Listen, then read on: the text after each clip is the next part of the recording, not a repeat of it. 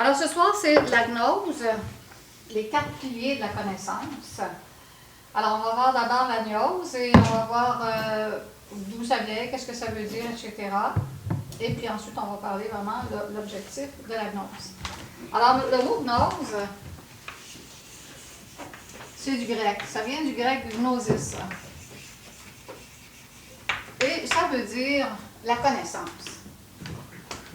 Malheureusement, à travers les siècles, parce que c'est un grec antique, le mot a été mal compris. Puis de nos jours, les gens disent « je suis agnostique », en voulant dire « je n'ai pas de croyance ».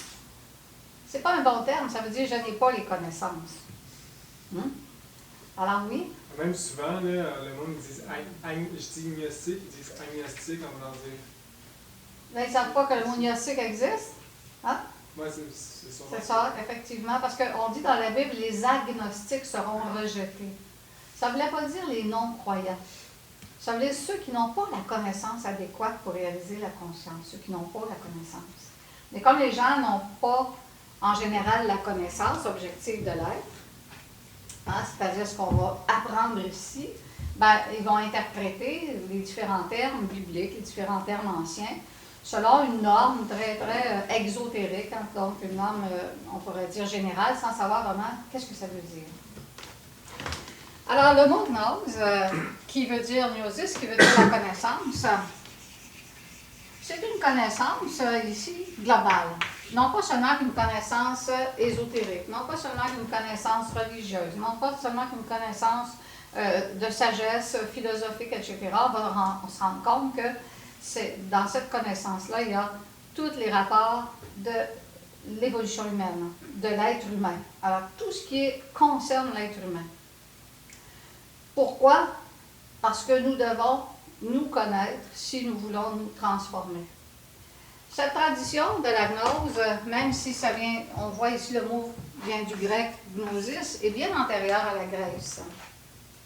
On a retenu à partir de l'époque grecque ce nom-là, mais la connaissance de la gnose, c'est à l'origine de toutes les traditions, de tous les pays, de toutes les grandes cultures qui donc, si on parle de la culture du bouddhisme, le Bouddha, qu'est-ce qu'il a révélé? C'est la gnose. Si on parle des cultures des pharaons, qu'est-ce que les pharaons avaient pour réaliser leur conscience? C'est la gnose. Si on parle du christianisme, qu'est-ce que le Maître Jésus a enseigné en secret à travers des symboles et paraboles? Intégralement la gnose.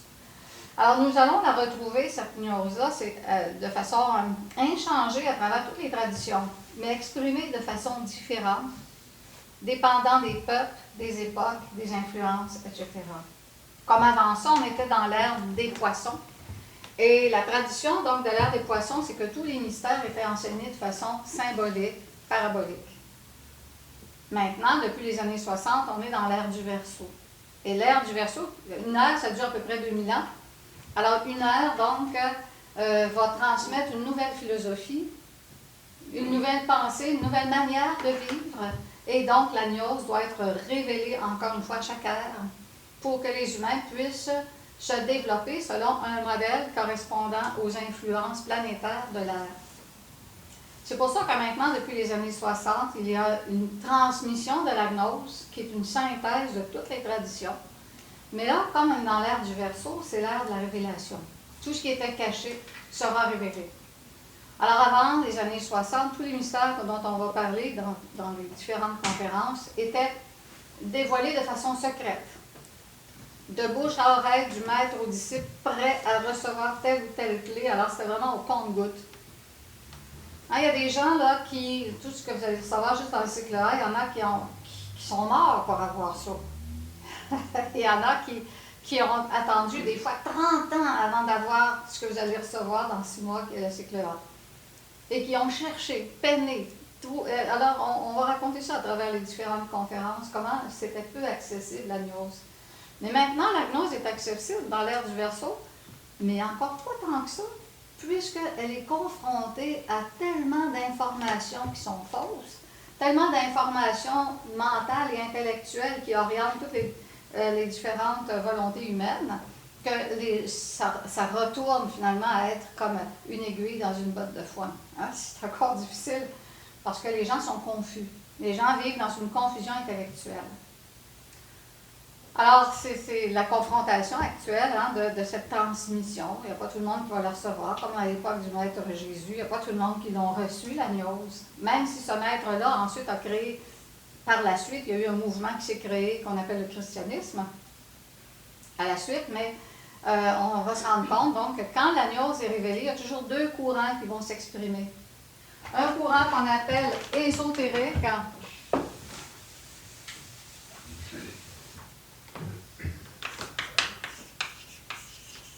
ésotérique veut dire caché, hein? Donc secret. Et le mot occulte veut dire la même chose, mais malheureusement, de nos jours, on a un préjugé par rapport au mot occulte. Les gens pensent que le mot occulte veut dire magie noire. Le mot occulte veut juste dire caché. Ah, mais bon, on voit que l'interprétation sociale des mots, souvent, elle est comme transformée par des pensées populaires. Alors, la partie ésotérique des traditions était cachée, naturellement, voilée. Et lorsque les gens avaient ces clés-là, de cette partie cachée, ils se réalisaient. Ils réalisaient leur conscience. Tous les maîtres, les saints de la tradition catholique étaient, entre autres, la tradition, on pourrait dire chrétienne, étaient des gens qui faisaient partie du groupe ésotérique. Ils avaient des clés en secret que les autres ne savaient pas. En même temps, donc, il y a, de façon plus large, une transmission exotérique.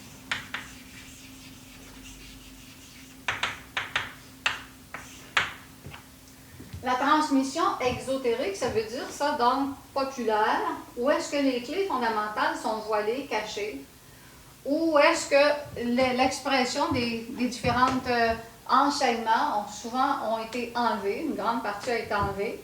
Ici, elle est toujours conservée en secret. Et c'est d'ailleurs les différents groupes ésotériques, hein, de siècle en siècle, se sont transmis ces connaissances-là. Alors que le groupe exotérique a formé une religion en sciences larges, dans lesquelles il y avait encore quand même les principes de la croyance, les principes mystiques, où les gens et les religions, naturellement, sont utiles parce que c'est ce qui aide les êtres humains à devenir meilleurs. Alors, c'est sûr donc que c'est important qu'il existe sur la Terre des religions, toutes les religions. Sauf qu'elles sont limitées à l'exotérisme, c'est-à-dire n'ont pas les clés fondamentales. Souvent, donc, lorsqu'on arrive à la gnose, c'est qu'on a cheminé dans certaines traditions, soit du bouddhisme, soit du christianisme, etc. Ce qui a développé à l'intérieur de nous une espèce d'appel au dépassement. Mais là, il nous faut maintenant les clés, passer de l'exotérique à l'ésotérisme pour avoir les clés pour accomplir l'œuvre, faire le grand travail. Dans l'exotérisme, il y a donc le système de la croyance, le système des dogmes. Mais ce n'est pas une croyance ou un dogme qui va réaliser la conscience. C'est un travail réel, effectif, accompli à l'intérieur de nous lorsqu'on a les clés pour le faire.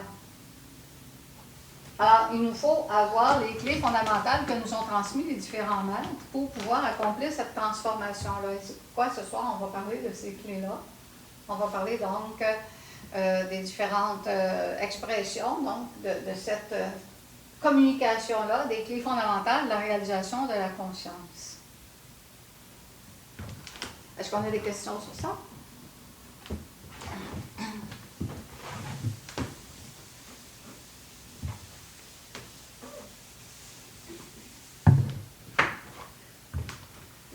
L'objectif de la gnose, hein? Pourquoi est-ce que la gnose était transmise comme ça depuis des siècles, des millénaires, jusqu'à l'origine du monde? Parce que ça fait des millions d'années que la gnose est transmise. Hein? Parce qu'il y a des millions d'années, on n'était pas des singes. Là. Ça, c'est un faux concept que l'homme vient du singe.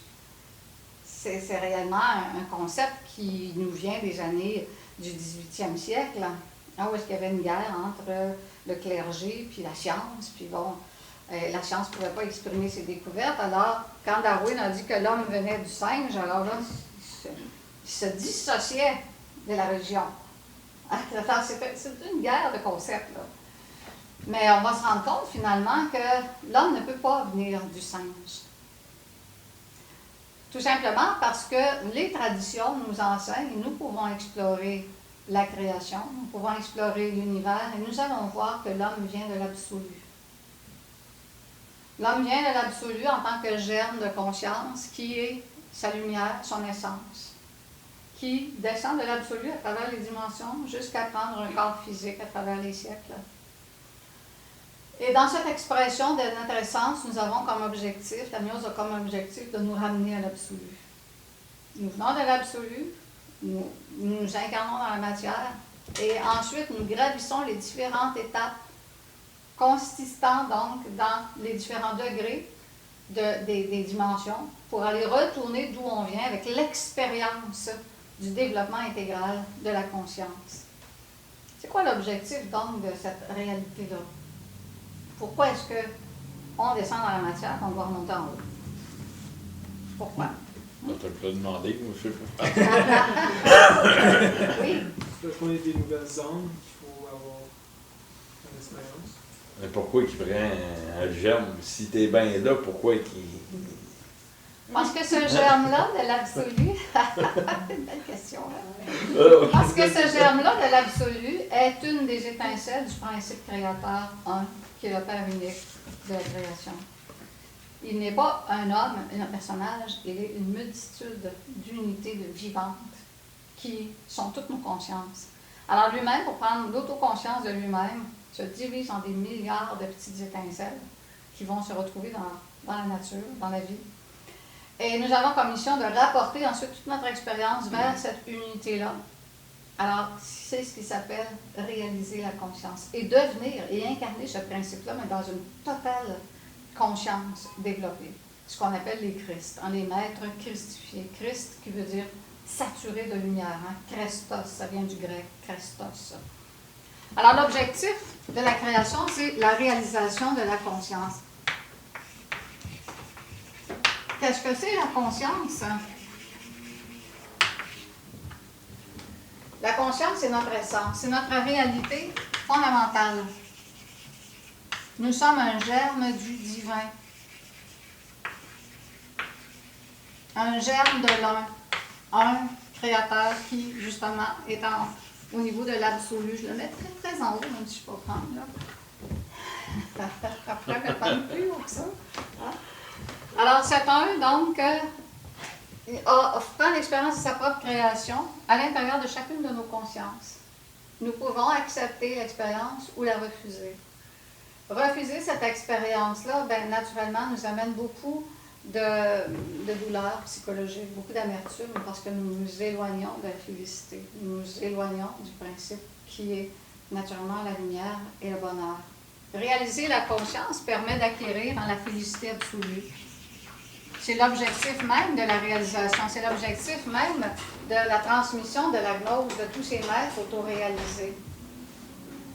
Ah, pourquoi? C'est pas pour accomplir, pour avoir plus de pouvoir. Bonsoir, ma Jeanne.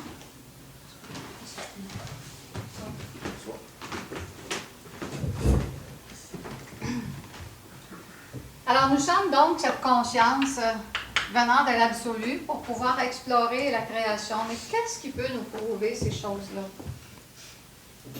Parce que la gnose elle-même, elle a comme une tradition orale, hein, à travers les siècles, écrite aussi dans tous les textes sacrés, voilée avec des secrets, avec des symboles.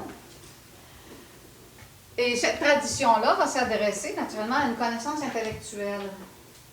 Mais l'intellect n'est pas suffisant pour comprendre les grands secrets de la gnose. Il nous vaut plus que l'intellect. Pour comprendre même la nature de la conscience, ça nous prend plus que l'intellect. Qu'est-ce que ça nous prend? Oui. L'expérience. L'expérience. L'expérience réelle, objective. Et ça nous prend, par cette expérience-là, l'éveil de l'intuition. C'est une faculté, la conscience.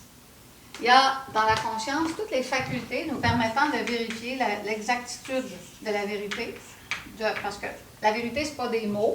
La vérité, ce n'est pas un enseignement intellectuel ou dogmatique.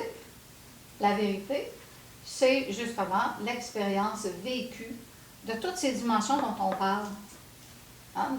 Alors, si notre conscience vient de l'absolu, a descendu à travers les dimensions, jusqu'à s'incarner dans le monde physique, nous allons pouvoir justement donc explorer ces vérités-là qu'à travers l'expérience directe. Mais il nous faut avoir des outils pour avoir l'expérience directe. Si on n'a pas les outils, comment allons-nous avoir cette expérience-là? Et c'est ce que la gnose de tous les siècles, à travers toutes les civilisations, a révélé aux êtres humains. Dans son aspect ésotérique, comme on voyait tout à l'heure, donne les secrets pour justement développer dans l'être humain tous les potentiels lui permettant de connaître qui il est, lui permettant de développer tous ses potentiels, ses facultés, lui permettant aussi de s'auto-créer. Alors, nous devons, parce qu'actuellement, on est comme des... La science est comme un embryon, hein, elle doit donc se développer, se créer, s'auto-créer, et pour ça, elle doit avoir des outils pour le faire.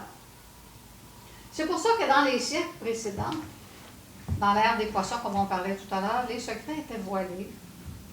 Parce qu'une personne qui va utiliser ces secrets de façon erronée pourrait devenir très puissante, mais se transformer en magicien noir. Parce qu'en même temps qu'il faut naître, se développer, il nous faut aussi mourir à tous les aspects négatifs qui sont à l'intérieur de nous. Alors souvent, cette partie-là, hein, les personnes ne veulent pas le faire, ils veulent avoir des pouvoirs, mais ils ne veulent pas que ces pouvoirs-là servent à leur conscience, mais plutôt à des forces infra-humaines à l'intérieur de nous. C'est ce qu'on va voir aujourd'hui. Alors c'est là qu'on va voir, donc, il y a deux sortes de connaissances. Alors, on va tout expliquer ça.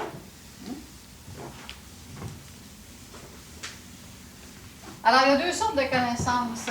Il y a une connaissance intellectuelle qui s'adresse naturellement à l'intellect, l'ivresse, dans lesquels on peut donc apprendre les dogmes, on peut apprendre toutes sortes de choses. Hein. Ça reste tout simplement des concepts. Hein.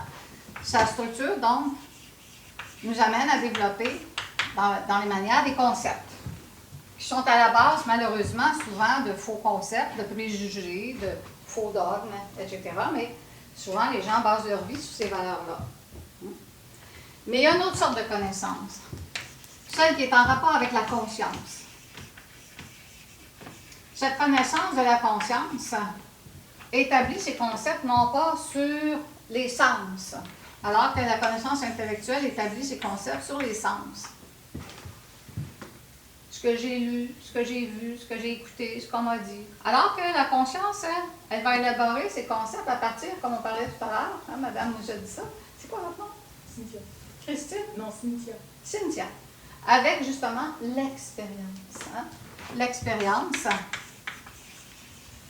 L'expérience directe. Et il nous faut pour ça des clés. L'expérience directe, ça nous permet de développer l'intuition. Ça nous permet de développer la clairvoyance. Ça nous permet de développer la clairaudience, etc. Mais ça nous prend des clés pour le faire.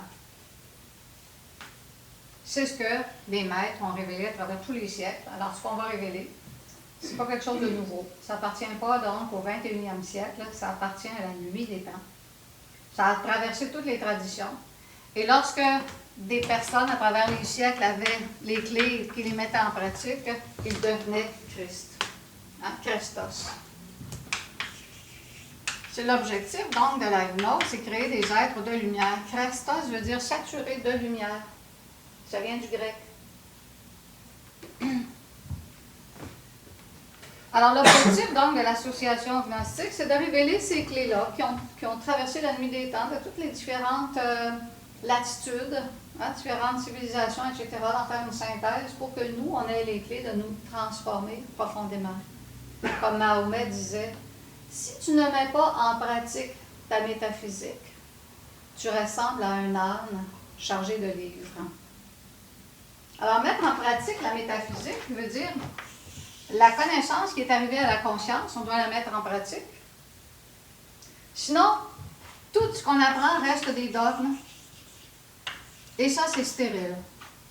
Totalement stérile. Ça devient des croyances et c'est basé sur rien.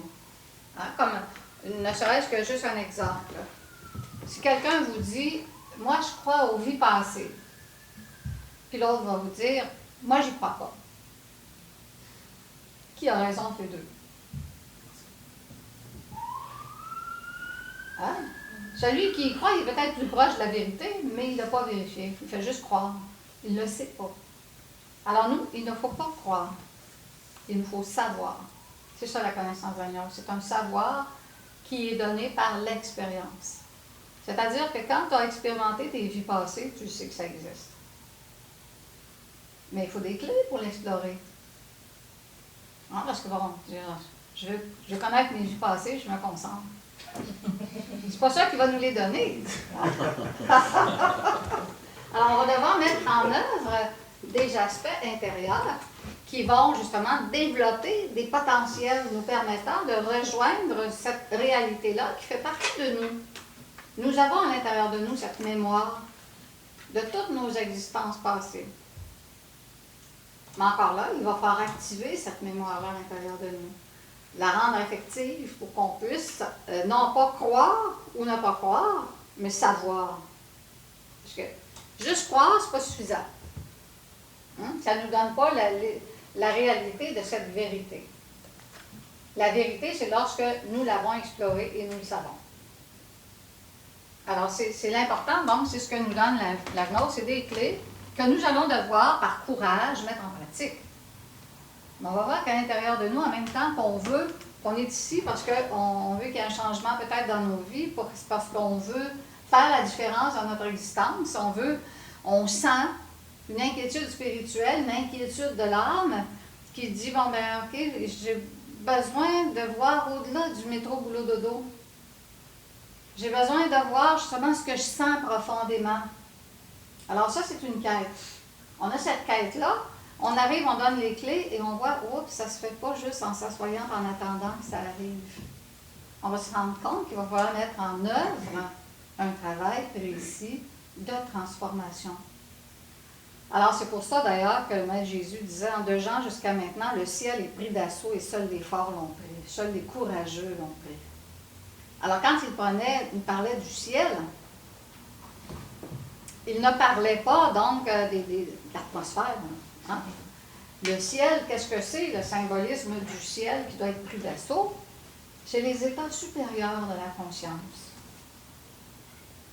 Quand on dit que le ciel doit être pris d'assaut, un assaut, qu'est-ce que c'est? C'est une guerre, c'est un combat, c'est une lutte. Alors, s'il faut prendre l'assaut, quand on fait une lutte, c'est qu'il y a un ennemi. Il n'y a pas de combat sans ennemi. Alors, il y a un ennemi, qui est l'ennemi? C'est l'ego, c'est l'ignorance. C'est l'ignorance à l'intérieur de nous, c'est le sommeil profond de la conscience. Alors, si nous sommes endormis dans notre conscience, que nous avons besoin de nous réveiller, on va se rendre compte que les forces de l'ombre à l'intérieur de nous, eux, vont tirer de leur côté. Parce qu'actuellement, ils règnent dans notre vie. Nous vivons dans un monde d'illusions, nous sommes complètement fascinés, illusionnés à l'intérieur de notre propre psyché, de notre propre conscience. Nous ne connaissons pas d'où nous venons, nous ne connaissons pas qui nous sommes réellement. Nous ne sommes même pas conscients que nous sommes reliés à un principe divin qui sont notre Père-Mère profond depuis des siècles. Nous ne savons même pas ce qu'est la conscience, hein, cette réalité-là. Qu'est-ce que la conscience? On ne sait pas. Souvent, on pense que la conscience, c'est le mental, c'est la réflexion. Non, le mental n'a pas rapport à la conscience. La réflexion n'a pas rapport à la conscience. La conscience à l'intérieur de nous, c'est l'être. C'est le principe être, qui n'est pas avec le savoir. Hein? L'être, c'est un état. C'est ça la conscience, c'est un état. Et cet état de la conscience, qu'est-ce que c'est? C'est la vie. La conscience est la vie. La vie est une radiation. C'est pas quelque chose d'abstrait. C'est une radiation. Et la vie ne meurt jamais parce qu'elle est la vie. Elle vient de l'absolu comme principe de vie qui s'incarne, descend à travers les dimensions jusqu'à s'incarner, ayant plusieurs existences, toujours dans l'objectif de se transvaloriser, de se développer. Mais la vie, elle va toujours exister. Qu'est-ce qui meurt? C'est les corps que nous avons eus à travers nos existences. Ça meurt. Mais nous, on reste la vie. Sauf que nous avons perdu le contact avec cette réalité-là parce que ce principe de vie a été submergé dans des forces involutives. À travers les siècles, les millénaires, on a développé des forces atomiques négatives qui se sont greffées sur ce principe de vie. Ces forces atomiques négatives greffées sur notre principe de vie ont bifurqué ces valeurs de l'être dans une forme de sommeil profond, hypnotique. Et ces forces-là vivent à notre place. Et nous ont donné une illusion d'existence. Et ces forces-là, ça s'appelle les jeux. Les jeux, les moi. Le mot ego veut dire ça aussi, hein, c'est en latin. Et ça n'est pas nous.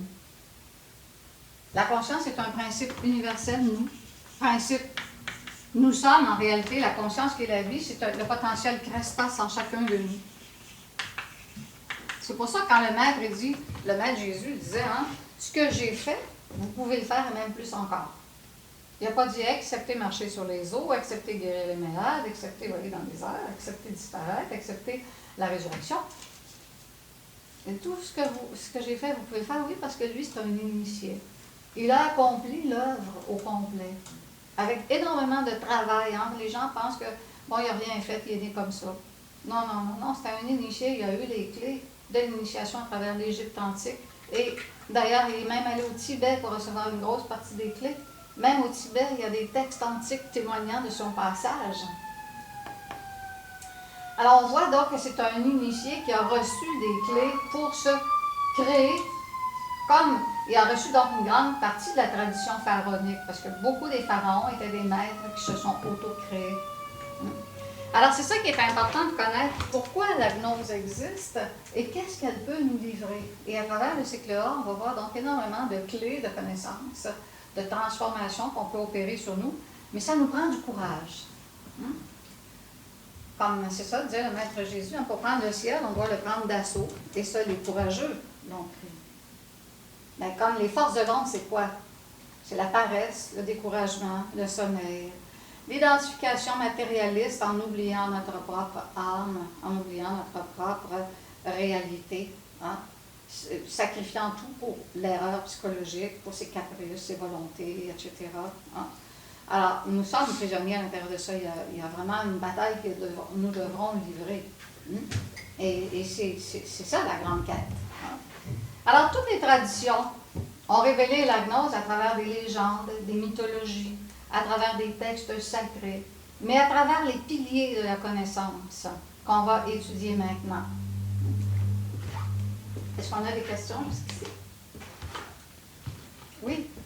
Juste par rapport aux expériences que Jésus a fait, il y avait un film qui faisait bien ressortir cette dimension, c'était un film américain, je sais plus c'est quoi l'acteur, mais quand j'ai vu ce film-là, ça m'a fait beaucoup réfléchir, parce que là, la manière dont il montrait Jésus, là on voyait que c'était un humain qui faisait sa quête. C'était pas ce qui est resté dans la religion catholique et tout ça. Et ça m'a fait beaucoup réfléchir. La manière dont le personnage avait été tourné. Effectivement, il y a des fois des aspects, parce que l'art fait partie de la connaissance, et à travers ça passent des thèmes intuitifs. Alors, des fois, ça nous fait réfléchir. D'ailleurs, pour faire une petite parenthèse, dans quelques semaines, on va avoir la présentation de la flûte enchantée de Mozart. Mozart était un gnostique. Et il a exprimé à travers la flûte enchantée toute l'initiation de la transformation que je vous parle ce soir, à travers l'opéra. Alors, s'il y en a qui veulent venir, vous pouvez vous inscrire. C'est le jeudi, à 7h par exemple, pas 7h30, pour qu'on puisse avoir la transmission des clés. Vous allez avoir un document aussi avec ça. Et voir le film. Je voulais vous demander... Un film de Bergman. Parce que quand les voyages qu'il a fait au Tibet, c'était quand il était en tant que Jésus ou son âme était une autre personne? En fait, l'auteur a interprété des choses, mais à travers la gnose, vous allez voir la vérité et pas de ce film-là. L'auteur était peut-être pas non, je ne parle pas du film, je parle de ce que vous nous dites. Ah, ok. Pour le Tibet, c'était en tant que Jésus qu'il y était allé, oui. Ou c'était son âme dans Non, il est allé physiquement, avec son épouse. Parce que Jésus avait une épouse. c'est que c'est pas relaté dans les textes. Mais on Oui, sait qu'il y a eu c'était beaucoup de nettoyage. pas dans les traditions chrétiennes, Voilà. mais oui, dans le Tibet, oui. On l'appelait le poisson, parce que c'était l'avatar de l'ère des poissons. L'annonciateur de l'Agnos à l'époque de l'ère des poissons. Ictus en grec, là, on l'appelait Ictus. Alors, on dit au Tibet, ici est passé le poisson, qui était donc le symbole. Alors, donc, il y a des textes sacrés d'il y a 2000 ans donc, qui soutiennent cette réalité-là. Ils ne l'ont pas inventée. Et d'ailleurs, le Maître Jésus a prononcé des paroles qui n'étaient même pas judéennes. Hein? Sur la croix, il a parlé, il a dit des paroles qui étaient mayas. Comment a-t-il pu être en contact avec la culture maya alors qu'il était en Judée, supposément, toute sa vie? C'est ça qu'on voit donc qu'on ne connaît pas vraiment la vie des maîtres, hein, parce que ce qu'on en a, c'est une transmission qui d'ailleurs a été écrite bien après la mort du Maître Jésus. On a commencé à écrire les textes, mais on a écrit tous les textes de façon codée. Alors quand on étudie la Bible, il faut connaître les codes, et si on ne connaît pas les codes, on l'interprète horizontalement. On ne peut pas comprendre que ce que je vous enseigne ce soir, ce que vous allez voir, c'est écrit dans les évangiles du Christ. Hein. Et on va d'ailleurs en voir un de ses écrits. Alors, la gnose va passer à travers les 4 piliers de connaissance, à travers tous les siècles. Les 4 piliers de la connaissance, on les appelait dans les traditions très antiques, à l'époque même de la Grèce, on appelait ça la psychologie, la science de la psyché, le discours de la psyché.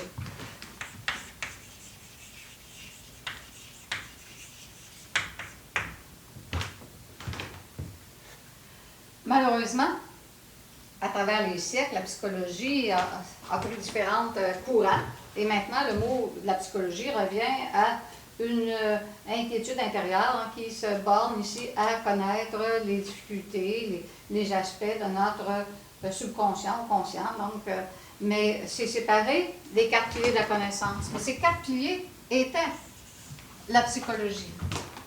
Alors, nous avons dans l'expression de la gnose différents maîtres qui sont dans les différents courants de ça. Alors, un des aspects de la transmission de la gnose est la science. La science à travers les siècles. Naturellement, on ne parle pas de la science contemporaine qui, elle, soutient toujours des hypothèses à partir des sens. Hein? Toute l'expérience actuelle de notre science actuelle, c'est des hypothèses, puis on essaie de vérifier les hypothèses. Alors, au lieu de prendre le phénomène en tant que tel, on va supposer une hypothèse, puis là, on essaie de prouver que l'hypothèse est correcte. Au lieu de regarder, d'étudier, puis en retirer des conclusions. Hein? On inverse. Alors, à ce moment-là, on ne peut jamais découvrir. Et on s'aperçoit finalement que le monde n'est pas un monde horizontal, mais un monde vertical. Alors, les scientifiques de nos jours n'ont l'expérience du monde que dans l'horizontal de la vie. C'est pour ça qu'ils vont faire des hypothèses comme l'homme qui vient du singe, puis ça s'en va là. Mais ils ne savent pas que l'homme vient d'en haut, descend en bas, puis retourne en haut. C'est une autre complètement orientation. Pourquoi? Parce qu'ils n'ont pas les outils pour l'exploration. Si on avait les outils pour explorer le monde de la 5e, 6e dimension qui existe et dont on a la structure, on pourrait avoir ces outils-là. Si on était une société avancée, évoluée au niveau scientifique, on aurait les outils pour justement donc capter les vibrations de ces mondes-là qui sont ici maintenant. Mais on ne les a pas parce qu'on a cette limitation sensorielle, là, et les gens ne travaillent pas à développer l'aspect vertical à l'intérieur d'eux-mêmes. Alors la science, c'est le champ d'exploration des grandes vérités. Hein, nous devons acquérir l'expérience de la vérité par l'expérience directe et arriver finalement à la science pure. La science pure qui, naturellement, n'est pas basée sur des concepts, mais sur une vérification de la réalité. Alors pour ça, nous allons devoir développer des outils et les mettre en œuvre à l'intérieur de nous. Dans la science, on a besoin d'instruments. Si on veut voir les microbes, on va se servir de microscope. Pour regarder notre psyché intérieure, pour découvrir les mondes internes, bon, on va devoir avoir des outils pour nous mettre en relation avec ces vibrations-là. Et on les a à l'intérieur de nous, ces aspects-là. C'est ça que la gnose nous donne à travers les siècles. Pythagore est un maître autoréalisé, hein, du rayon de la science. Mais on va se rendre compte que les 4 rayons, les 4 piliers de la connaissance ne se sont pas divisés. Un être qui s'autoréalise doit travailler dans les 4 aspects. Un autre pilier de la connaissance, c'est l'art. L'art, à travers les siècles, a toujours exprimé les grandes réalités dans lesquelles s'exprimait le divin.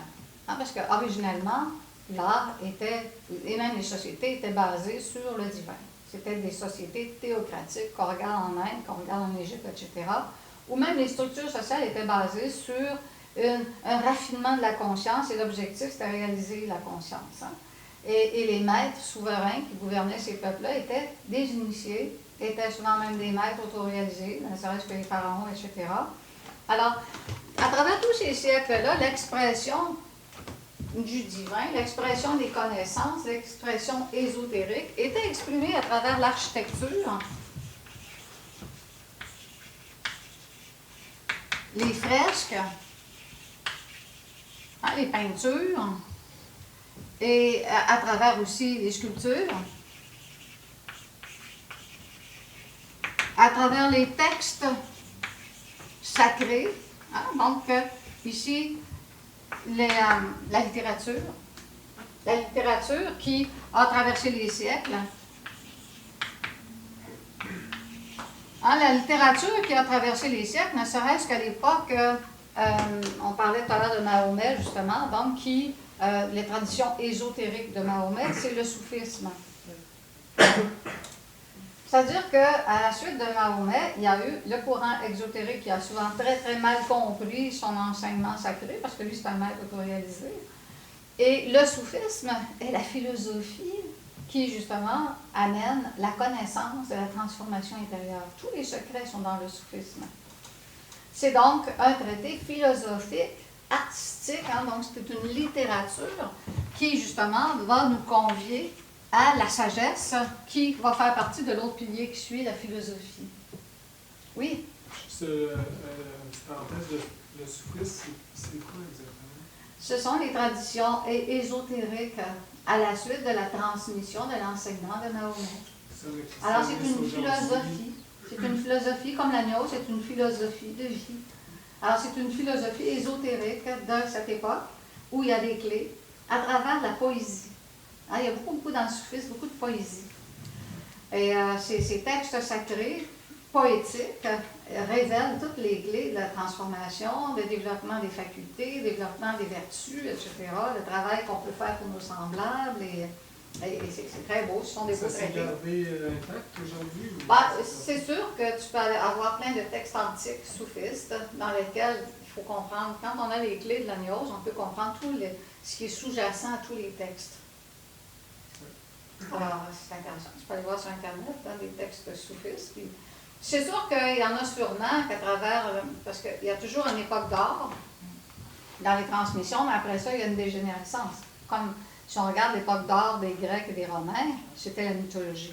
Dans la mythologie grecque et romaine, vraiment, le divin existait en tant que divin, puis il y avait donc à travers cette allégorie-là des symboles de réalisation de conscience. Mais à un moment donné, ça a dégénéré et les mythologies sont devenues finalement l'interprétation de caprices des dieux. Hein, les dieux étaient vengeurs, les dieux étaient fornicateurs, les dieux étaient cruels, etc. Et malheureusement, de nos siècles, on a conservé la partie dégénérée des traditions. Mais la partie classique, originelle, s'est perdue à travers les siècles. Tu avais une question? Oui, est-ce que c'est justement ça qui est arrivé comme, en lien avec Lao Tzu et Confucius? Lao Tzu avait justement la tradition philosophique et gnostique de l'époque. Est-ce qu'il y a des choses que, le type de Confucius, c'est plus comme, on dirait, plus des jokes? Théorique. Ok, c'était théorique. Plus théorique. Ah, alors que l'autre, c'est plus la philosophie et la poésie et vraiment la transmission de la réflexion de la conscience. Okay. Alors, donc, l'art aussi permet d'exprimer par naturellement la musique, la poésie, la transmission visuelles, sculpturales, etc., les grandes réalités concernant l'âme, concernant le divin, concernant les vibrations supérieures. Alors, si on regarde une musique comme celle de Beethoven, celle de Mozart, etc., qu'on va voir bientôt dans quelques semaines, on va se rendre compte que ces initiés-là, ce sont pas des maîtres, des initiés qui ont cheminé dans la gnose, ont transmis des choses, des valeurs au niveau d'architecture musicale complètement révolutionnaires de l'époque, mais qui s'adressent directement au principe de l'âme. Juste écouter une symphonie de Beethoven en méditation va élever les degrés, va ouvrir l'émotionnel supérieur, ce qu'on va voir la semaine prochaine d'ailleurs. On va parler des centres psychiques la semaine prochaine. Alors, va ouvrir l'émotionnel supérieur permettant une expérience, une plus grande expérience. Des fois, c'est une expérience directe de l'être, des fois, etc. On a besoin d'ouvrir ce centre-là qui actuellement est fermé chez les êtres humains parce qu'on est trop pris dans les émotions inférieures, de stress, d'angoisse, de toutes sortes, et qu'on n'a pas l'ouverture pour justement accéder à cette expérience directe des vibrations supérieures. La musique de Beethoven ouvre cela. D'ailleurs, Beethoven était clairaudient.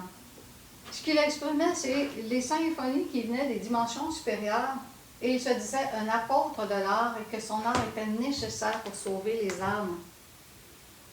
Alors, la transmission de Mozart, c'est une transmission qui amenait la joie. L'objectif, c'est d'amener la joie, le bonheur. Mais en même temps, ici, que dans la flûte enchantée, il nous a transmis des clés fondamentales qu'il avait à cette époque-là, dans les traditions gnostiques de l'époque. Un autre pilier de la connaissance, c'est la philosophie. Parlant, c'est vrai, de musique, etc., l'objectif, naturellement, c'est comme le chemin, je vais revenir à l'art, là, j'avais une petite chose que j'avais oubliée. L'objectif, on a sait que pour faire le chemin intérieur de la transformation, on parlait qu'il faut être courageux, il faut vouloir être différent, arriver finalement à quelque chose de différent, parce que tant qu'on est ce qu'on est, on est dans l'ignorance, on est dans le sommeil profond, on ne connaît pas, comme je disais, tout. Alors, c'est sûr qu'on doit opérer des transformations. Il faut prendre du courage pour l'acceptation de transformer ce à quoi on s'identifie, qu'on chérit, qui est je. Je ne veux pas mourir, je veux rester tel que je suis, mais en même temps, j'aspire à quelque chose de plus grand. Alors, il va falloir choisir, faire des choix. Alors, justement, donc, l'art va nous aider dans cette quête à nous équilibrer. Amène l'harmonie et la beauté. Tout art qui ne suscite pas l'harmonie et la beauté n'est pas un art positif pour la conscience. C'est un art nuisible. C'est un art qui s'est séparé des autres piliers de la connaissance. Oui. Moi, on peut juste dessiner ou peinturer ou pour pratiquer? Faut-tu entretenir l'art ou on n'est pas obligé nous-mêmes de le pratiquer, on peut l'admirer. On peut l'écouter. Ok, ça pourrait faire on peut regarder, parce que bon, l'art s'exprime aussi dans la nature. On peut développer la contemplation des beautés de la nature aussi. Se sensibiliser aux forces de la nature. Mais on peut aussi regarder des fresques, des peintures. On peut écouter de la musique qui élève les vibrations. Pour justement donc neutraliser toute l'emprise du monde dans lequel nous vivons, dans lequel il y a beaucoup de douleur, d'amertume, etc. Et changer le niveau vibratoire, nous amener dans un état de paix, nous amener dans un état supérieur, nous permettant une ouverture à une expérience plus grande. Alors, c'est un choix. On va voir à travers donc, les conférences, il y a beaucoup de clés qui vont nous permettre de le faire, mais sans négliger cet aspect-là dans nos existences, l'art. Dans la philosophie, c'était les grandes pensées, les grands courants de pensée, la grande sagesse, qui s'est transportée à travers les civilisations de façon ésotérique, permettant à la conscience de comprendre comment faire ce travail-là. Parce qu'on veut faire le travail de transformation, mais à l'intérieur de nous, il y a différents aspects négatifs qui sont déjà préétablis, comme l'anxiété, l'angoisse, la peur, comme l'ambition. On veut arriver vite à une conclusion de réalisation de conscience. Ça, c'est l'ambition. Qu'est-ce que disaient les alchimistes, les sages alchimistes? Ils disaient, si tu arrives à l'œuvre et que tu as de la hâte, retire-toi, car tu n'es pas fait pour l'œuvre. Alors, la hâte, c'est l'ambition. On va se rendre compte qu'accomplir l'œuvre de transformation, ce n'est pas quelque chose qui s'adresse à une seule existence. Quand on arrive, comme le Maître Jésus, à réaliser finalement l'intégralité, c'est qu'il a fait du chemin avant. Alors, c'est donc qu'à chaque existence qui nous est donnée, nous devons gravir des échelons. Reposséder ce qui nous appartient, qu'on a perdu à partir de plusieurs millénaires passés. Parce que vous savez que nos essences n'avaient pas l'ego dans des époques originelles. Nos essences étaient clairvoyantes, clairaudientes, avaient la capacité de voir les 7 dimensions de la nature et nous étions constamment toujours en relation avec l'être d'où nous venons. Et à un moment donné, on a développé l'ego, l'erreur psychologique, qui s'est enracinée de siècle en siècle, millénaire en millénaire, sur la conscience, la contaminant. C'est une lettre pour la conscience, l'erreur psychologique. Et l'erreur psychologique, ce n'est pas une fiction, c'est une réalité atomique greffée sur le principe de conscience. L'erreur psychologique représente dans nous tous nos défauts, ne serait-ce que la haine. Quand on a la haine et toutes les expressions de la colère, l'orgueil, la vanité, l'autoconsidération, la jalousie, le mépris, l'envie, etc., ce sont toutes des valeurs qui ne font pas partie de la conscience. Mais malheureusement, on les manifeste. Alors l'ego, pour pouvoir le manifester à l'intérieur de nous, il a dû prendre un flux d'énergie qui est la vie. Et il l'a manifesté de façon différente, parce qu'en contaminant la conscience, il a bifurqué sa réalité objective en la conditionnant totalement. Alors notre conscience est complètement maintenant fractionnée dans des centaines, des millions d'aspects psychologiques erronés, et il nous reste un petit pourcentage de conscience. C'est ce qu'on va voir tout à l'heure. Alors la philosophie, c'est la grande sagesse nous donnant ici l'indication de la manière de procéder, la manière de vivre, comment vivre. Un des grands philosophes de l'Antiquité est un maître autoréalisé du rayon de la sagesse, et c'est Socrate. Et Socrate disait, entre autres, dans une de ses, dans ses enseignements, sur le fronton de Delphes, il disait qu'il y avait une écriture, qu'il y avait donc une parole qui disait « Homme, connais-toi toi-même et tu connaîtras l'univers et les dieux. » Alors, c'est ce que la gnose doit nous donner. Connaissance de soi, parce qu'à l'intérieur de nous, il y a l'univers et les dieux. On va l'expliquer tout à l'heure. Et finalement, il y a la mystique. C'est la relation de la conscience avec le principe divin. La mystique et la religiosité. Ça ne veut pas dire, donc, qu'il faut faire partie d'une religion traditionnelle, mais avoir l'esprit religieux, profondément aimant la divinité. Alors, ça ne veut pas dire, parce que, bon, il y a des gens qui viennent à la gnose de toutes les latitudes, il y en a des gens, donc, qui ne sont plus dans des religions, mais qui ont l'esprit religieux. Si on n'a pas l'esprit religieux, on ne peut pas faire le travail de la science gnostique. Parce qu'il nous faut nous mettre en relation avec les principes divins. Alors, on va voir que dans les clés, cette relation avec les principes divins est nécessaire.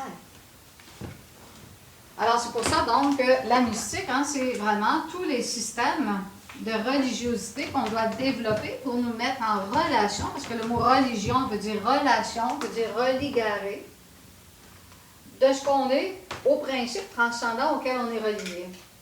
Tous les clés, les outils nous permettant de le faire. Et ce que nous expriment les grandes œuvres de l'Antiquité, c'est vraiment cet aspect du religieux qui ressort partout. Tous les enseignements de la gnose à ces époques-là étaient révélés de façon symbolique. Ne serait-ce qu'au Moyen Âge. La synthèse de la gnose, la plus grande qu'on a retrouvée dans l'époque de l'ère des poissons, c'est à l'époque du Moyen Âge chez les alchimistes, où on a vraiment toute la synthèse de la tradition gnostique des Arabes, des traditions nordiques, des druides, des traditions chrétiennes et des traditions orientales. Tout ça a formé vraiment un beau mix là, qui s'appelle l'alchimie. Et dans l'alchimie, tu as tous les symboles de la réalisation de la conscience, mais à travers des symboles philosophiques, les scientifiques. Mais de nos jours, les scientifiques diront aux autres c'était des primitifs scientifiques. Là. Mais ils avaient la capacité de transmuter tous les métaux en or, par exemple. Ceux qui détenaient les clés de la pierre philosophale. Parce qu'elle existait. Ce sont des clés de transformation intérieure. Mais les traditions alchimiques, ce qu'ils nous livrent, hein, c'est une philosophie. Parce que tous les symboles, ce sont des symboles philosophiques d'une manière de procéder pour la transformation intérieure. Alors, on va prendre quelques minutes de repos et on va continuer justement en étudiant ces symboles-là. Alors, ce soir, il y a un petit volume à toutes les semaines, presque. On a des petits volumes. C'est de 1, 2 ou 3 $, ça dépend de l'épaisseur. Aujourd'hui, 1 $. Et c'est la gnose et les 4 piliers de la connaissance.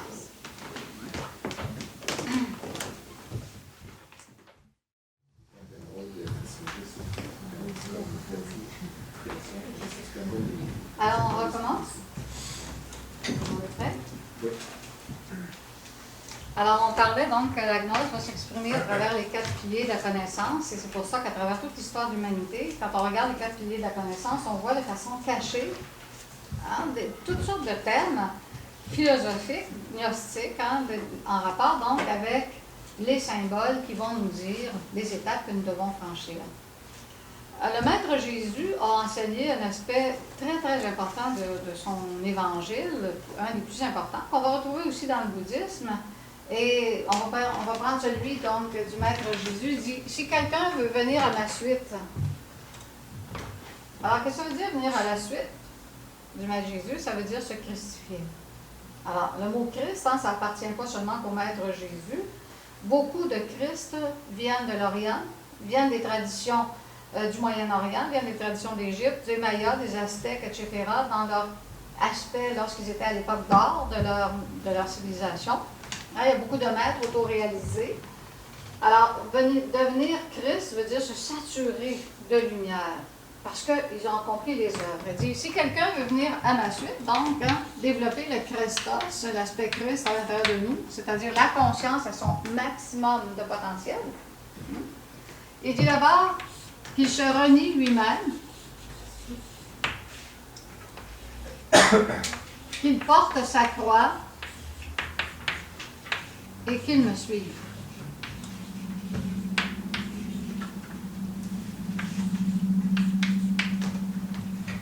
Alors ici, cet enseignement va se transporter dans toutes les traditions. C'est l'enseignement où on pourrait dire le plus synthétique de la science gnostique de toutes les traditions. On appelle ça les 3 facteurs de la révolution de la conscience. On va retrouver à travers toutes les expressions architecturales, fresques, etc., on va voir des aspects de ça. Les 3 facteurs de la révolution de la conscience, qu'on va retrouver aussi chez les alchimistes à travers les symboles allégoriques alchimiques. Alors, eux, les alchimistes disaient, pour arriver au Christos, ils disaient donc pour posséder la pierre philosophale. Hein? C'est ça, la pierre philosophale qui amène la perfection, qui amène l'art spirituel, c'est le symbole, hein? La nature de l'art spirituel.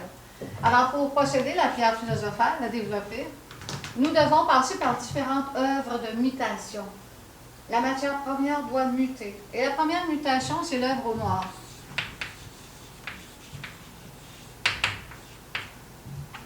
On va vous dire tout à l'heure ce que ça veut dire, au niveau donc de la transmission.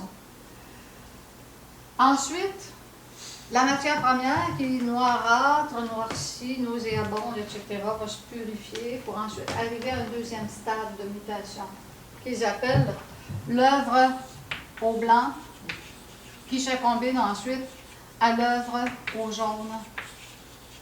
Ce sont 2 étapes, hein, ici, qui s'adressent à la même époque. Et la dernière étape, c'est l'œuvre au rouge, la pourpre des rois, qui est l'époque justement où le maître va ressusciter. Le maître va accomplir, hein, la conclusion de son œuvre. Alors, ceci, donc, va se traduire, hein, et on va le voir dans les différentes conférences qui suivent, la semaine prochaine, la semaine d'après, etc., va se traduire sur des transformations intérieures. Hein, les alchimistes parlent de mutation. Pour muter, il faut qu'il y ait quelque chose, un principe qui se transforme en autre chose. Pour que ce principe se transforme, on voit qu'il y a un sacrifice. Hein, sacrifier la première matière pour qu'elle devienne une matière plus subtile. Hein, donc, il y a une forme donc, de mutation. Alors, l'œuvre au noir implique ici un travail précis de la mort psychologique. C'est pour ça qu'on va l'illustrer à l'époque du Moyen Âge comme des squelettes, comme la mort, comme on appelle ça aussi la putréfaction, c'est un squelette avec une faux, etc. La mort psychologique, donc, implique ici la destruction à l'intérieur de nous de tout ce qui n'est pas lumière, de tout ce qui est l'antithèse de la lumière. La destruction progressive des entités de l'ombre. Alors, ce qu'on appelle donc, ça se fait ici à travers, naturellement, un enseignement d'ordre psychologique, dans la psychologie révolutionnaire, où nous allons découvrir, descendre dans notre ombre. Il est nécessaire pour nous de descendre dans notre ombre pour découvrir justement ces entités de l'ombre qui vivent à la place de ce que nous sommes réellement, la conscience, et qui s'est approprié toutes les énergies de notre corps au détriment de la conscience. Cette œuvre au noir a été illustrée dans toutes les traditions. J'ai sélectionné beaucoup de diapositives qu'on va regarder tout à l'heure, à travers différentes fresques, à travers différentes peintures, sculptures, qui vont montrer justement l'œuvre au noir à travers les traditions. Bon, je ne vais pas toutes monter, mais quelques-unes. Quelques-unes pour qu'on voit comment ça a été exprimé dans les traditions. Alors, nous devons, dans la psychologie révolutionnaire, découvrir les différentes entités qu'on appelle les égos. Comment ils travaillent en nous. Et l'objectif ensuite de l'œuvre au noir, c'est arriver à leur destruction. Destruction de la forme atomique de l'ego. À l'intérieur de nous, il y a des pouvoirs qui sont en rapport avec ça. C'est des pouvoirs qui appartiennent à l'être. Un des aspects les plus élevés de l'être qui va nous orienter à l'intérieur de ça, dans notre être divin auquel on est relié, là, c'est le principe mère. La mère, on a une mère. Chacun en a une mère. Marie des traditions chrétiennes, Isis en Égypte, Maya des traditions bouddhistes, représente cette partie dérivée de notre être qui est la mère et qui a comme fonction de créer la lumière, enfanter le Christ, de créer la lumière, mais aussi de détruire l'ego. Parce qu'elle utilise les forces qui sont à l'intérieur de nous pour justement donc arriver à extirper l'ego. Et c'est ce qu'on va expliquer dans les conférences, comment ça se fait. Là, on n'aura pas le temps puisqu'on va parler jusqu'à demain matin. Hein? Mais c'est pour ça donc qu'on a un cycle là, pour pouvoir voir toute cette manière de faire, d'opérer pour libérer la conscience afin donc de nous d'être ce que nous sommes réellement, de retrouver l'être originel à l'intérieur de nous avec tous ses potentiels. Alors, c'est ce qu'on appelle donc la mort psychologique. Le deuxième aspect, porter sa croix. Alors, ici, on voit donc mort. C'est là, ici, l'œuvre au blanc et au jaune représente la naissance.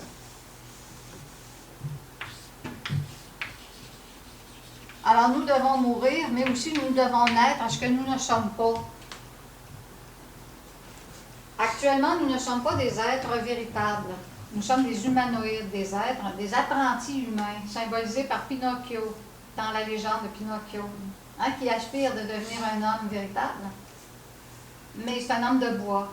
Et ça, cette tradition-là de Pinocchio est bien empruntée aux Mayas. On dit au début, les dieux ont créé des hommes en bois. Mais certains se sont échappés de cette nature et sont devenus des hommes. Mais pas tous. Alors, on parle de mutation, on parle de transformation. Ces hommes de bois, c'est des marionnettes mécaniques. Hein? On est manipulé de l'intérieur par des forces atomiques. Et on voit dans Pinocchio, il y a bien de la difficulté à retrouver sa nature humaine. Il doit développer la générosité, il doit développer, mais Alors, on voit qu'il est influencé par des formes négatives qui l'amènent à faire toujours des délits contre sa propre volonté, au fond. Parce qu'il y a quelque chose de bon dans lui, le petit Pinocchio, mais tellement influençable, tellement endormi, tellement engourdi, qu'il tombe toujours du côté sombre. Mais un jour, donc, à travers les épreuves, il va retourner donc à cette réalité, il va sauver son père. On doit donc arriver à cette fusion du père. Alors, c'est vraiment Pinocchio, un thème très, très philosophique pour les enfants, pour nous faire comprendre les mutations, les transformations. Alors, on doit mourir, mais aussi on doit naître, c'est-à-dire devenir des hommes et des femmes véritables. Parce qu'actuellement, on n'a pas créé à l'intérieur de notre conscience tous les attributs de cette nature-là qui doit se multiplier. C'est pour ça que l'être divin auquel on est relié, actuellement, ne peut pas s'incarner à l'intérieur de nous. S'il le faisait, on mourrait. On ne serait pas capable de tenir cette force-là. L'être, ce n'est pas un homme ni une femme. C'est un principe énergétique d'une puissance extraordinaire, semblable au soleil. Imaginez le soleil rentré dans vous. Bonjour. On éclaterait en Les lumière. avant même qu'il arrive. Hein. On éclaterait en lumière. Alors, nos êtres, ce sont des soleils, ce sont des natures solaires. C'est pour ça qu'on dit, donc, saturés de lumière. Ce sont des principes solaires. D'ailleurs, le Maître Jésus dit, je suis la vie, je suis la lumière du monde. Alors, lui, il a incarné la lumière du monde, c'est-à-dire tout le potentiel solaire énergétique des dimensions. Il est la vie parce que le Christos à l'intérieur de nous, c'est la conscience et la vie qui peut se développer au centuple.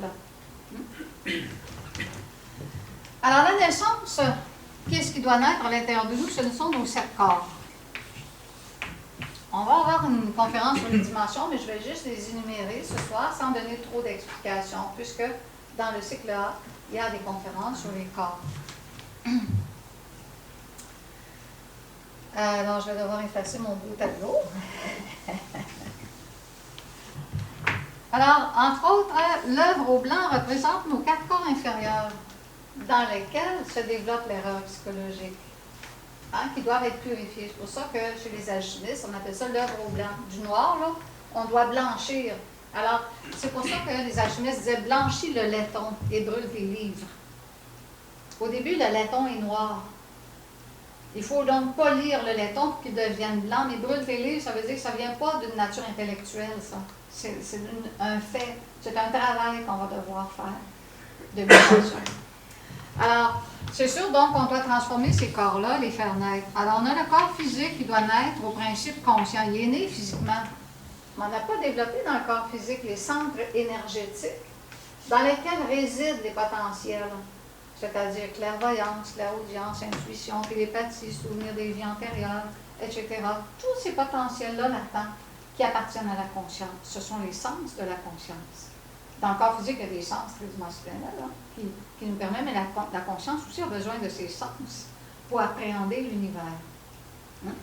Alors, on doit créer le corps physique, le corps éthérique.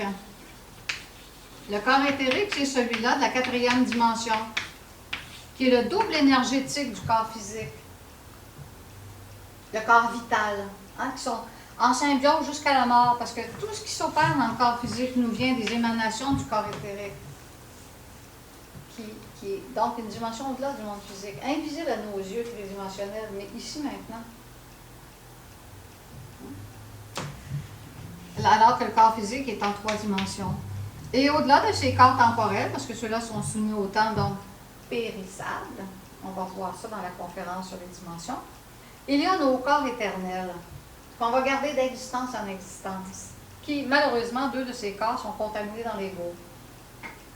C'est le corps astral, qui est le corps émotionnel, et le corps mental, qui est le siège même de la pensée, non pas le centre intellectuel. La boîte crânienne, le cerveau, là, c'est un récepteur des influx de ce corps mental-là. Parce que quand on dort, le cerveau dort, mais on pense. On ne pense plus avec le cerveau physique. C'est parce qu'on pense directement à partir du corps mental. C'est pour ça que la nuit pour penser. Le monde du sommeil, où est-ce qu'on est la nuit, c'est dans l'astral. Chaque fois qu'on dort, on se dégage du corps physique éthérique pour aller s'immerger dans le monde astral. Tout le monde va en astral toutes les nuits. constamment. On ne peut pas rester dans notre corps physique, parce que sinon, le corps éthérique ne pourrait pas le réparer pendant la nuit, pendant le sommeil. Parce que tant qu'on est, nous, en tant que force vivante dans le corps physique, on en utilise les énergies psychiques qu'on va voir la semaine prochaine. Ça, on va étudier. Hein? C'est intéressant, hein? Alors, le corps astral, justement, donc, on se retrouve toujours là, sauf sous la forme de sommeil très profond et de projection de rêve. Si on n'avait pas l'ego, on quitterait ces enveloppes-là, on prendrait celles-là, on pourrait voyager dans tout l'univers avec l'enveloppe plus subtile moléculaire astrale. On pourrait même aller sur d'autres planètes avec notre corps astral, si on n'avait pas l'ego. Mais avec l'ego, on ne domine pas du tout ce corps-là. Et c'est l'ego qui se manifeste avec toutes nos préoccupations, nos angoisses, nos anxiétés, etc., les répétitions mécaniques. Et heureusement, l'être divin auquel on est relié essaie dans nos rêves au moins d'exprimer certains symboles pour nous éclairer, nous aider, nous orienter. C'est pour ça qu'on va étudier les rêves dans une conférence. Nous avons aussi le corps mental, et ces deux corps-là font partie de la 5e dimension, qui est de type moléculaire, des molécules. L'ego aussi est de type atomique moléculaire. Il vit donc dans ces deux dimensions-là. Et nous exploite à partir de ces dimensions-là dans le corps physique éthérique. La semaine prochaine, on va voir comment il s'exprime à l'intérieur de nos corps et comment donc le reconnaître. Comment est-ce qu'on va pouvoir commencer à agir un travail de transformation par cette connaissance-là. Ça, c'est l'œuvre au blanc, où est-ce qu'on doit créer ces corps-là par l'énergie merveilleuse de notre principe mère, qui est basé sur notre énergie sexuelle.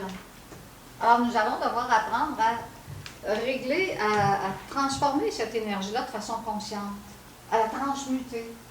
Parce que c'est la matière première pour nous auto-créer. C'est l'enseignement fondamental du maître Jésus, la sexualité sacrée. Malgré que beaucoup de gens pensent que c'était un eunuque qui n'était pas marié, il y en a qui vont dire même que de nos jours, c'était un homosexuel. Pas du tout. T'entends toutes sortes de choses, là. Mais bon, avec son épouse prêtresse, lui-même a dû naître. Il a travaillé dans la conjonction des principes de la croix pour naître. C'est vraiment un système de naissance. Et nous devons faire naître nos corps supérieurs, c'est le corps causal, le corps bouddhique et le corps atmique. Ces corps-là sont ceux de la 6e dimension électronique, d'une radiation extraordinaire. Nous n'avons pas accès actuellement à ces corps-là. On les a, on n'a pas accès parce qu'on n'a pas l'éveil conscient pour le faire. Il faut pouvoir opérer. Et chacun de ces corps-là correspond à une dimension qu'on a nommée. La dimension éthérique, la dimension astrale, la dimension mentale, la dimension causale. Le monde de l'âme humaine, pour devenir un homme véritable, comme on disait tout à l'heure, une femme véritable, on doit développer ce corps-là. Ça fait partie de l'œuvre au jaune de la naissance. C'est pour ça que le Maître Jésus disait « Avec de la patience, vous posséderez votre âme. » Actuellement, on n'a pas l'âme. On a l'embryon de l'âme et c'est la conscience. L'âme est un ensemble d'attributs, de potentiels et de pouvoirs développés dans la conscience, nous permettant de devenir maître des lois de la nature. Alors, celui qui développe l'âme est un maître. Il régit les lois de la nature. C'est pour ça que tu peux marcher sur les eaux, passer à travers les montagnes, aller en différentes dimensions, parce que tu as l'âme humaine. Il faut la créer. Alors c'est là qu'on commence à comprendre, ça nous prend beaucoup de courage, parce qu'on commence à comprendre tout le voyage qu'on aura à faire pour accéder à toutes ces réalités-là. Ça va nous prendre beaucoup de patience et aussi de détachement, de désidentification au monde avec lequel nous vivons. Parce que toutes les préoccupations futiles qu'on a nous empêchent de nous préoccuper réellement de ce qui est important à l'intérieur de nous. C'est-à-dire, lorsqu'on va mourir, là, ce qu'on va avoir gardé dans notre conscience, c'est ce qu'on va avoir développé. Si on a juste développé des égos, ben notre prochaine existence va être un octave inférieur. Mais si, durant notre existence, on s'est transformé, on a détruit l'ego en partie, qu'on a réussi à récupérer l'énergie vitale pour solariser des parties de la conscience, etc., on part dans notre prochaine existence à une octave supérieure, nous permettant l'exploration encore plus proche, parce que là, on va avoir accès encore à ces connaissances-là, parce qu'on va le mériter. On va avoir donc fait ce travail-là. D'ailleurs, si vous y avez accès maintenant, c'est que vous l'avez mérité. Vous avez payé la dette qu'il fallait pour avoir cet enseignement-là. Des fois, cette dette-là était très lourde. Des fois, ça a été des dettes dans lesquelles on a eu beaucoup de torture, beaucoup de souffrance. On a énormément, des fois, souffert dans une vie pour payer beaucoup de karma, de situations, et avoir le champ libre pour avoir ensuite la possibilité d'avoir des clés nous permettant de nous libérer, finalement, de la vicissitude de la vie et de toutes ces douleurs, progressivement. Le corps bouddhique correspond à l'âme divine et le corps atmique correspond à l'état esprit. Et ça, nos corps ici viennent naturellement d'une réalité encore plus élevée et l'absolu est en haut. Alors c'est de l'absolu que viennent nos consciences, à traverser toute la matière pour s'incarner dans notre corps. Le niveau atmique est le niveau où existe notre être divin, auquel on est relié. Notre Père-Mère avec tous ses attributs, parce qu'il y a d'autres fonctions dans l'être. Le Père-Mère est une des réalités fondamentales de l'être qui vit au niveau du plan atmique. Et nous, en tant que conscience, là, on a tous ces corps-là, mais malheureusement, on est submergé. On va en parler un petit peu plus la semaine prochaine. Alors ça, c'est le deuxième facteur, c'est la naissance. Le troisième facteur de la révolution de la conscience, enseigné dans toutes les traditions, c'est le sacrifice conscient pour l'humanité. Suivre le Christ.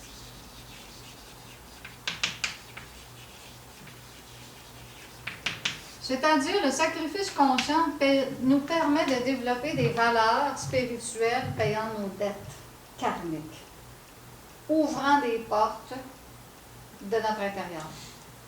Tu vois finalement souvent la vie des maîtres, la vie des saints, etc., dans un total labeur pour l'humanité. Hein? C'est justement donc la conclusion de Reuben, c'est ce sacrifice total qu'ils font pour l'humanité.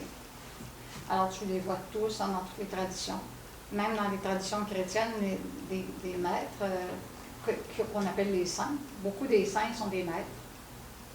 Et eux-mêmes se sont énormément sacrifiés pour l'humanité. Alors, le sacrifice conscient pour l'humanité nous permet de développer les vertus nécessaires pour progresser, mais en même temps, nous aide à payer nos dettes karmiques. Il y a beaucoup de gens qui allaient voir souvent le maître Samael qui, actuellement, nous donne la synthèse de cet enseignement-là, le maître Samael Ondéa. Allait le voir, puis il disait, maître, j'ai tel ou tel problème, etc., puis ma vie, ça ne marche pas, ça. Il disait, fais les bonnes œuvres et fais tes dettes. Alors, il y a tellement d'êtres humains qui ont besoin d'aide dans toutes sortes d'orientations. Ne serait-ce que dans notre milieu de travail. Être différent dans notre milieu de travail, générer la joie pour changer le niveau d'être des gens. Parce que si on arrive au travail parce qu'on n'aime pas notre travail, qu'on est maussade, tout ça, on crée une lourdeur et on affecte l'âme des autres. Mais au milieu de travail, justement, si on est jovial, gentil, dévoué, quelqu'un a besoin d'aide, on va l'aider, etc., on fait la différence. Et ça fait partie du troisième facteur. Mais qu'est-ce qui nous empêche de le faire? C'est des égos. Des égos qui sont égocentriques. Des fois, c'est des égos de colère, de haine, de mépris, de paresse. On a toutes sortes d'égos qui font de la résistance et nous empêchent donc de pouvoir travailler de façon charitable et humaine avec des humains. On doit donc tous penser qu'on doit porter cette lumière-là dans notre vie et pas juste donc, dans l'aspiration, mais dans l'action. Alors c'est ça, ça fait partie d'une différence, ça fait partie du troisième facteur, mais on va voir éventuellement qu'il y a d'autres choses dans le troisième facteur, de suivre le Christ. Alors c'est pour ça donc que la gnose a été livrée pour l'humanité, pour justement donc que se réalise la conscience, et c'est un choix que nous devons faire. Chaque humain a un choix à faire entre les ténèbres et la lumière, entre l'ange et le démon, Hein, c'est un choix parce que le démon actuellement, c'est l'ego, c'est l'erreur psychologique. L'erreur psychologique qui a contaminé la conscience presque à 100%. Il ne reste seulement qu'un 3% de conscience libre. Le reste, c'est plus dans l'ego. Alors, éventuellement, on va vous montrer des allégories à travers les textes sacrés là, qui nous montrent, qui illustrent ce phénomène-là et comment la transformation peut se faire. Avez-vous froid? Non? Alors, on va regarder quelques diapositives pour nous montrer cet aspect-là. Alors, on va voir quelques diapositives, plusieurs du Moyen-Âge, certaines illustrant des aspects du christianisme, de l'Égypte, de l'Inde. Où est-ce qu'on va retrouver justement les enseignements qu'on a parlé ce soir?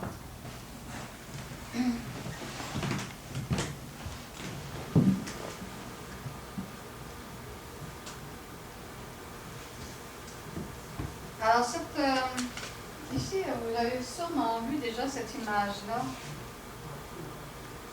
Où est-ce qu'on nous parle que nous devons, chez les alchimistes, ici une illustration alchimique qui nous dit qu'on doit justement découvrir l'univers et passer au-delà donc du visible, au-delà des sens, pour comprendre le grand rouage de la création avec ses dimensions. Alors, c'est ici la quête de l'initié qui essaie de passer à travers les dimensions. On voit qu'il y a la canne, ici, un symbole, entre autres, de l'utilisation de l'énergie dont on va étudier la nature éventuellement. Alors, chez les alchimistes, ceux qui ont les constructeurs de cathédrales, les francs-maçons qui étaient alchimiques, ils ont construit la cathédrale de Paris dans laquelle il y a, entre autres, l'enseignement ésotérique de l'époque du Moyen-Âge, où vraiment la transmission de cet enseignement-là est vraiment assez grandiose. Tout le long de chaque côté, ici, il y a des écussons illustrant l'ego avec les valeurs contraires de l'ego. Et au centre, on a le Christ. Et au milieu, ici, il y a l'âme de la cathédrale qu'on va voir en plus grand, qu'on appelle Cybèle, la sagesse, la philosophie, qui justement illustre cet enseignement-là. En haut, ici, quand on va habituellement on monte par en haut, là, on fait une petite galerie. Et en arrière, là, il y a un alchimiste. Parmi des bêtes, on va le voir sur les diapos, qui regarde de façon très attentive l'architecture qui est là, parce qu'il y a un enseignement ésotérique. Sur tous les murs, les sculptures, c'est l'enseignement sculpté dans la pierre de l'ésotérisme du Moyen-Âge. Alors, on ne le livrait. Pourtant, c'était au vu et au su de tout le monde, mais personne n'en comprenait les mystères, parce qu'ils n'avaient pas les clés. Mais les alchimistes les avaient, ceux qui le méritaient, naturellement, parce que c'était quand même un enseignement voilé. Alors, on a ici justement cette sagesse, l'âme de la cathédrale Cybèle, qui, d'ailleurs, c'est à l'envers. On va changer, ça vaut la peine.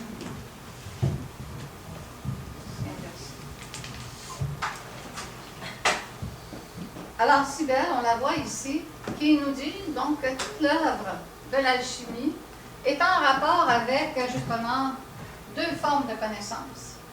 Une qu'on peut recevoir par les livres, une qu'on reçoit comme ici à la gnose par des discours, par dogme, une science qui va créer des concepts, et l'autre que nous allons découvrir par l'initiation, l'ésotérique. Ah, c'est l'aspect donc sacré, ésotérique qu'on va recevoir.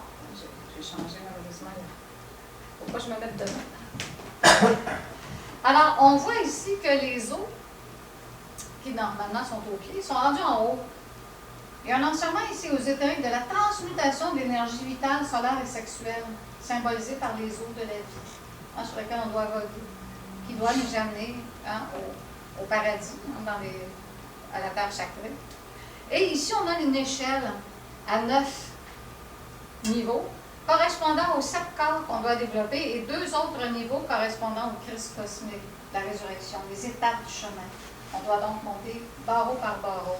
Alors, ici, pour avoir le sceptre de pouvoir, s'asseoir sur le trône, ici symbolise la pierre sur laquelle on doit bâtir, la pierre philosophale cubique, qui justement donc est cette révélation ici qui nous donne les pouvoirs. Alors, on va regarder, je n'ai pas mis beaucoup de symboles, mais quelques symboles. Alors, on est remonté sur le clocher, là, en haut. Puis là, on voit justement donc l'alchimiste ici. Et autour de lui, il y a des bêtes. Ça correspond à l'ego.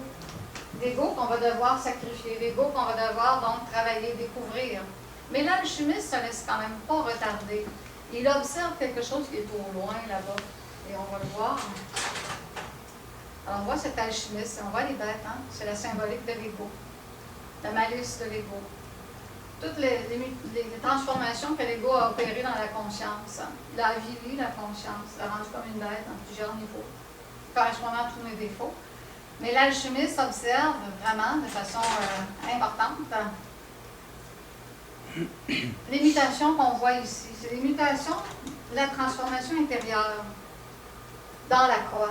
Alors ici, le phénomène de la croix, la naissance, hein, qui va nous faire monter jusqu'en haut, et ça correspond comme le cœur dans lequel il y a la synthèse du travail.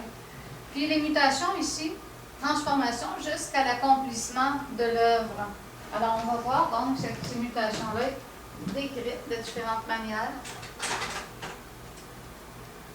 Alors on voit d'abord, donc la première, c'est la première aspect de l'être humain. Alors il y a la nature animale, la nature ailée, informe, qui à travers les œuvres doit s'équilibrer. Nous devons finalement développer la sagesse et arriver à l'accomplissement du Christos. C'est comme physique, astral, mental. Ben, c'est les étapes de l'œuvre, de la mort et de la naissance.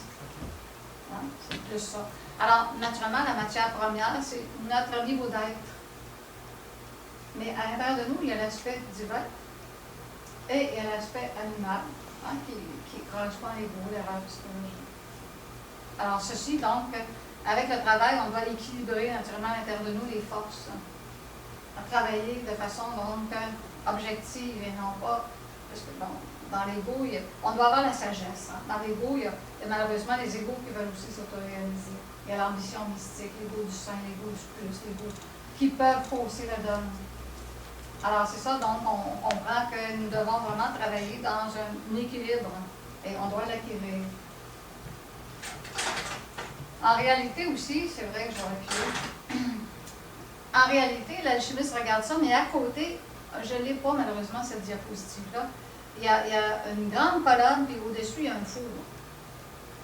Dehors, comme ça, un petit four avec. Il est fait comme ça. Il y a un écusson là, dans l'église. Vous voyez le petit four qui est là, là? Ben, le four qui est en haut, il ressemble à ça. Il y a un petit toit avec des colonnes. Et les alchimistes appellent ça la tanard. La tanard, c'est-à-dire le feu qu'on détient à l'intérieur de nous, par lequel on peut se transformer. C'est avec ce feu-là qu'on va pouvoir nous défendre contre les forces qui, on voit ici symbolisées par des lames de feu, là. Ça va nous donner la lance et le bouclier protecteur, c'est des symboles finalement ésotériques, hein, pour lutter contre les forces négatives ici dans la mort psychologique. Ici, c'est une expression de la mort psychologique du combat contre les forces négatives. Alors, chez les alchimistes, donc, Sol et Luna, ce sont les deux principes lorsqu'on travaille dans l'alchimie sexuelle en couple, là, hein, Sol et Luna, mais on peut travailler chacun célibataire. On a l'outil symbolisé ici par l'arc, la flèche, la massue ou la lance, etc. Pour détruire l'ego, ça représente le feu à l'intérieur de nous. Hein? On doit travailler donc à la destruction de l'ego. L'œuvre au noir. Alors, dans l'œuvre au noir, on voit aussi les symboles alchimiques qui nous montrent ici putrefactio, accomplit la putréfaction. Alors, on voit donc un cimetière avec plein de pierres tombales. C'est tous des égos qui ont été éliminés.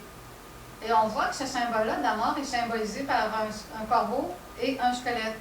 Et les anges nous montrent qu'on doit descendre.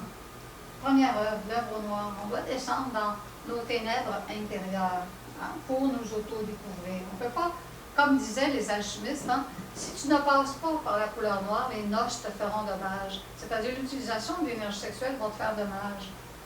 Alors si tu ne passes pas par la mort, parce que c'est l'ego qui va absorber les valeurs énergétiques. Ici, dans les traditions de l'Inde, on voit donc la Kundalini, dans sa forme ici Kali, qui détruit l'ego. Elle est sur un lion. Le lion est le symbolique du feu. Alors ici, naturellement, elle est sur le lion parce qu'elle domine le feu vital à l'intérieur de nous. Et elle a les armes pour détruire l'ego, qui lui, cette fois-ci, est symbolisé par un taureau noir. Hein, ça vient ça de l'époque atlante, l'expression où l'ego était symbolisé par un taureau. dans l'époque plus récente, dans notre l'humanité actuelle, le symbole de l'ego a été symbolisé par un serpent négatif, rampant, alors que le serpent debout représente l'antithèse du serpent rampant.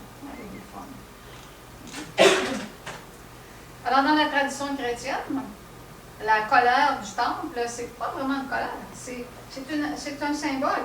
Là, je vais fermer ça ici pour ceux qui sont dérangés par le lendemain.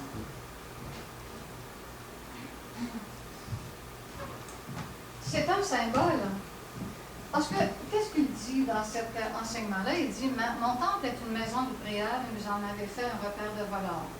Alors, il chasse les voleurs du temple. C'est une allégorie, c'est un enseignement ésotérique nous disant que la force christique à l'intérieur de nous que détient la prière divine est la force avec la volonté, le fouet symbolise la volonté, et le Christ Jésus manifeste finalement cette force christique, la vie, que notre Mère divine utilise pour chasser les voleurs du temple qui sont nos égaux. Parce que l'énergie déposée à l'intérieur de nous doit servir à l'édification de la conscience. Mais cette énergie-là, elle est bifurquée pour fabriquer l'ego. Oui. C'est pas les marchands, les commerçants? Oui, il dit, vous en avez fait un repère de voleurs. Alors, ces marchands du temple symbolisent ceux qui s'identifient au monde matérialiste, dans lesquels il y a l'exploitation, l'identification, etc. Ça représente les valeurs de l'ego. Hein? Mais ces marchands du temple volent le temple. Et le temple, c'est notre maison intérieure chez nous. Alors, c'est ça, donc, dans la tradition chrétienne, la mort psychologique a été symbolisée par cette allégorie de la colère du temple. C'est pour ça qu'il dit qu'on va prendre un ciel d'assaut. On doit combattre. Alors ici, quand les chrétiens fuyaient les persécutions, après les premiers chrétiens, qui avaient les clés de la gnose, ils s'étaient cachés dans les catacombes de Rome pour ne pas être justement donnés aux lions, en pâture aux lions, dans les arènes. Là, c'était vraiment une époque où est-ce qu'ils se cachaient parce qu'ils étaient persécutés. Et ils ont fait cette fresque-là qui était leur héros, Georges, Saint Georges. Saint Georges symbolise finalement l'allégorie de celui qui a les clés et les armes pour détruire l'ego, symbolisé par un dragon. Mais ce qui est intéressant de voir dans cette fresque-là, parce qu'on aurait pu juste voir un cheval, mais ils ont mis le centre phallique ici en relief, dans une expression très importante, parce que ça veut dire que Georges puise son énergie par le centre vital sexuel, ce qui lui donne la lance pouvant détruire l'ego. Ce que dans les traditions ésotériques, ils appelaient à l'époque la lance d'éros. Alors, quand on parle d'éros, on parle de phénomène érotique, c'est l'énergie. Parce que c'est de l'énergie vitale, c'est de l'énergie solaire qui est déposée dans le centre sexuel. Et lorsqu'on sait se servir de cette énergie-là de façon transcendante, ce qu'on va enseigner d'ailleurs, on va pouvoir avoir des outils pour développer les facultés, mais aussi pour détruire l'ego. Alors ici, on a Persée qui a dû descendre dans l'antre des ténèbres. On va voir juste après, qu'est-ce que c'est. Donc, c'est la méduse, avec tous ses cheveux de serpent. Ça représente la symbolique de l'ego. Alors, Persée a descendu dans l'antre pour décapiter la méduse. Et on voit qu'il a des petites ailes sur le chapeau. Ça symbolise ici les ailes de Mercure. Mercure est le thème philosophique de la sexualité sacrée, de l'énergie solaire sexuelle, qu'on va expliquer dans certaines conférences. On va comprendre pourquoi. Mais bon, on voit qu'il a les armes, les pouvoirs, les outils pour décapiter la méduse. Et qu'est-ce que faisait la méduse? C'est encore une allégorie dans la légende. La méduse, elle pétrifie celui qui la regarde. Et qu'est-ce que fait l'ego à l'intérieur de nous? Il pétrifie la conscience. Il nous rend comme semblable à des roches. On est complètement endormi. On fait toutes les volontés de l'ego, mais on pense que c'est nous qui agissons. Je, tel caprice, je veux ci, je veux ça, je n'aime pas ça, je veux, et c'est je, mais ça, c'est pas la conscience. Ça n'a pas rapport à la conscience.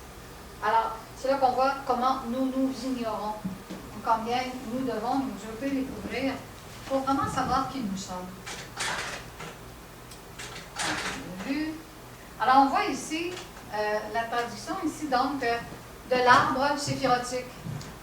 L'arbre séphirotique des Hébreux. L'arbre séphirotique des Hébreux, c'est la synthèse de la tradition de la Kabbale. Ça nous illustre ici toutes les dimensions. Alors ça vient de millénaires. Et ça nous montre les dimensions faisant partie de nos corps internes. Alors ici, on a le corps physique, qu'ils appellent Malkout, Yesod, le corps éthérique, le corps astral, le corps mental, le corps causal, le corps bouddhique, le corps ethnique et les trois forces originelles exprimant donc la force de la création. Alors, c'est donc, ils nous disent qu'on voit, parce que dans les traditions bibliques, on dit que dans l'Éden, il y a deux arbres. Un qui est celui de la science du bien et du mal, du bien et du goût, et l'autre, l'arbre de vie.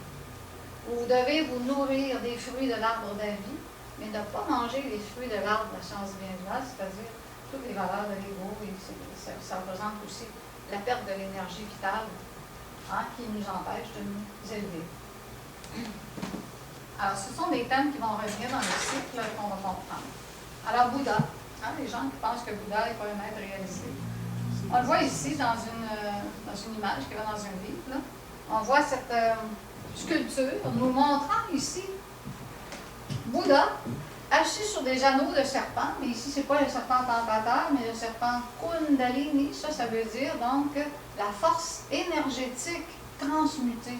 C'est ça qu'on appelle le serpent Kundalini, qui développe nos corps. Alors, il a développé ces 7 corps.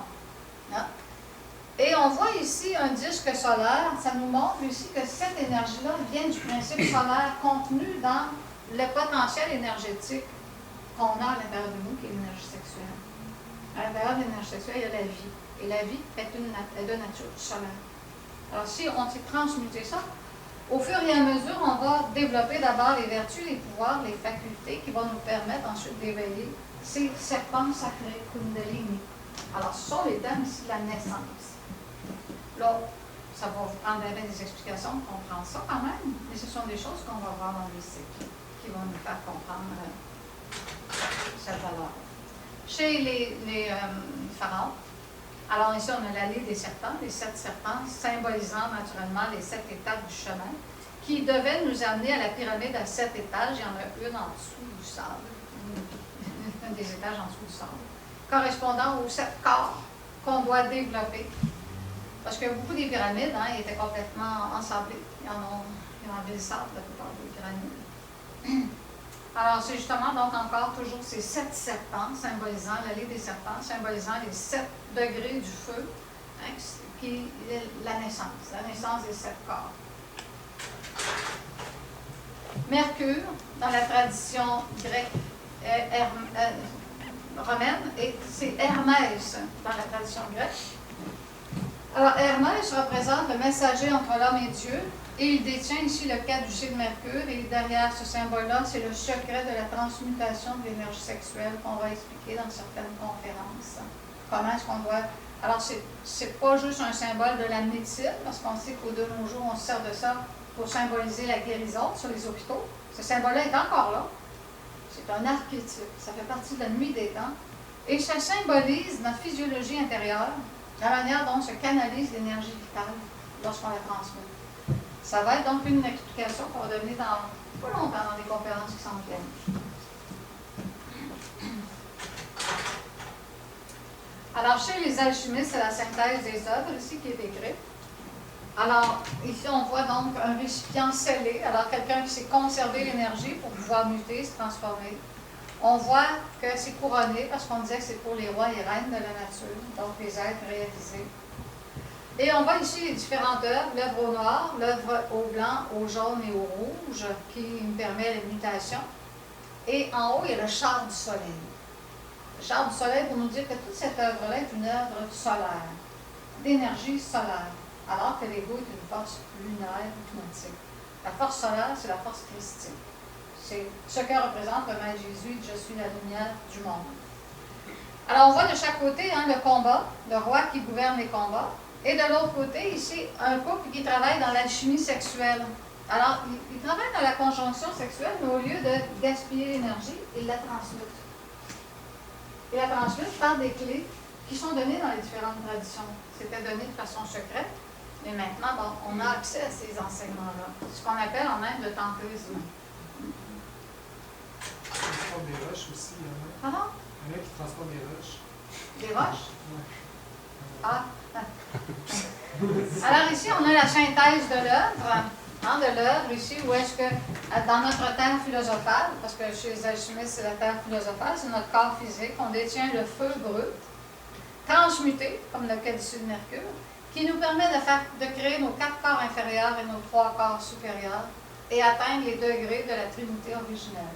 C'est vraiment toute la synthèse de l'œuvre qui a été décrite ici dans ce dessin-là. Puis on dit que tout ça vient de la conjonction des 2 principes, comme disent les alchimistes. La pierre philosophale est basée sur les noces alchimiques entre Sol et Luna. Alors on parle ici de sexualité sacrée. On parle ici donc d'un thème complètement caché à notre humanité. C'était vraiment le secret des secrets qu'on appelait le grand arcane, le grand secret. Alors, cette transmutation permet l'éveil des chakras dans des centres magnétiques. Et on voit le pharaon ici, qui détient justement le fouet, le flagellum, qui correspond ici à la mort psychologique. Et la canne, la transmutation des énergies sexuelles intérieures, symbolise la canne. Alors, c'est les 2 enseignements ésotériques de la mort et la naissance. Et au-dessus, la mort est symbolisée par le corbeau et la naissance par le serpent qui est debout. Alors, le pharaon a les clés de la transformation, les facteurs de la révolution de la conscience dont on parlait. Alors, Bouddha est un maître autoréalisé. Il a levé les serpents sacrés, il a transmuté l'énergie, il s'est auto-créé. C'est un maître réalisé. Et,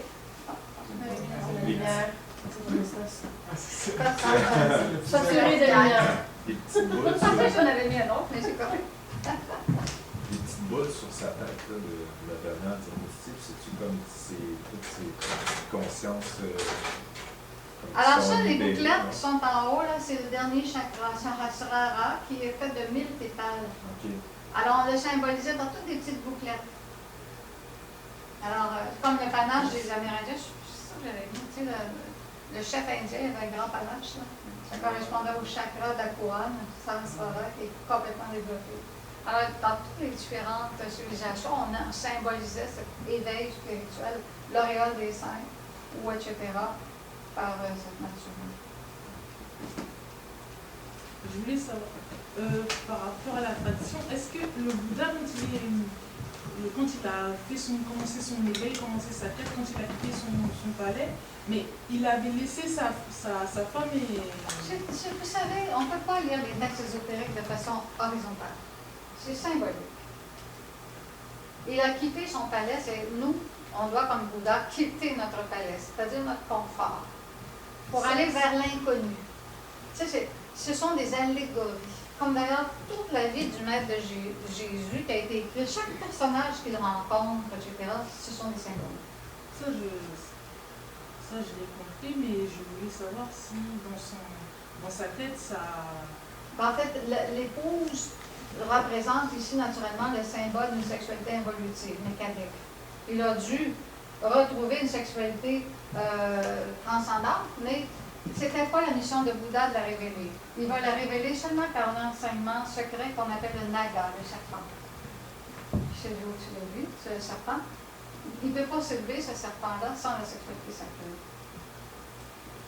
Alors, on voit donc qu'il faut comprendre derrière les enseignements, mais justement, les fresques, le pilier d'art nous ont permis de comprendre l'enseignement du Bouddha à travers les fresques, les sculptures, etc., qui ont été relevées. Et on peut comprendre qu'il avait toutes les clés, parce que tout ça était symbolisé des milliers d'années, donc, parce que c'est vieux, le Bouddha. Alors, depuis des milliers d'années, on a ces représentations-là. Oui?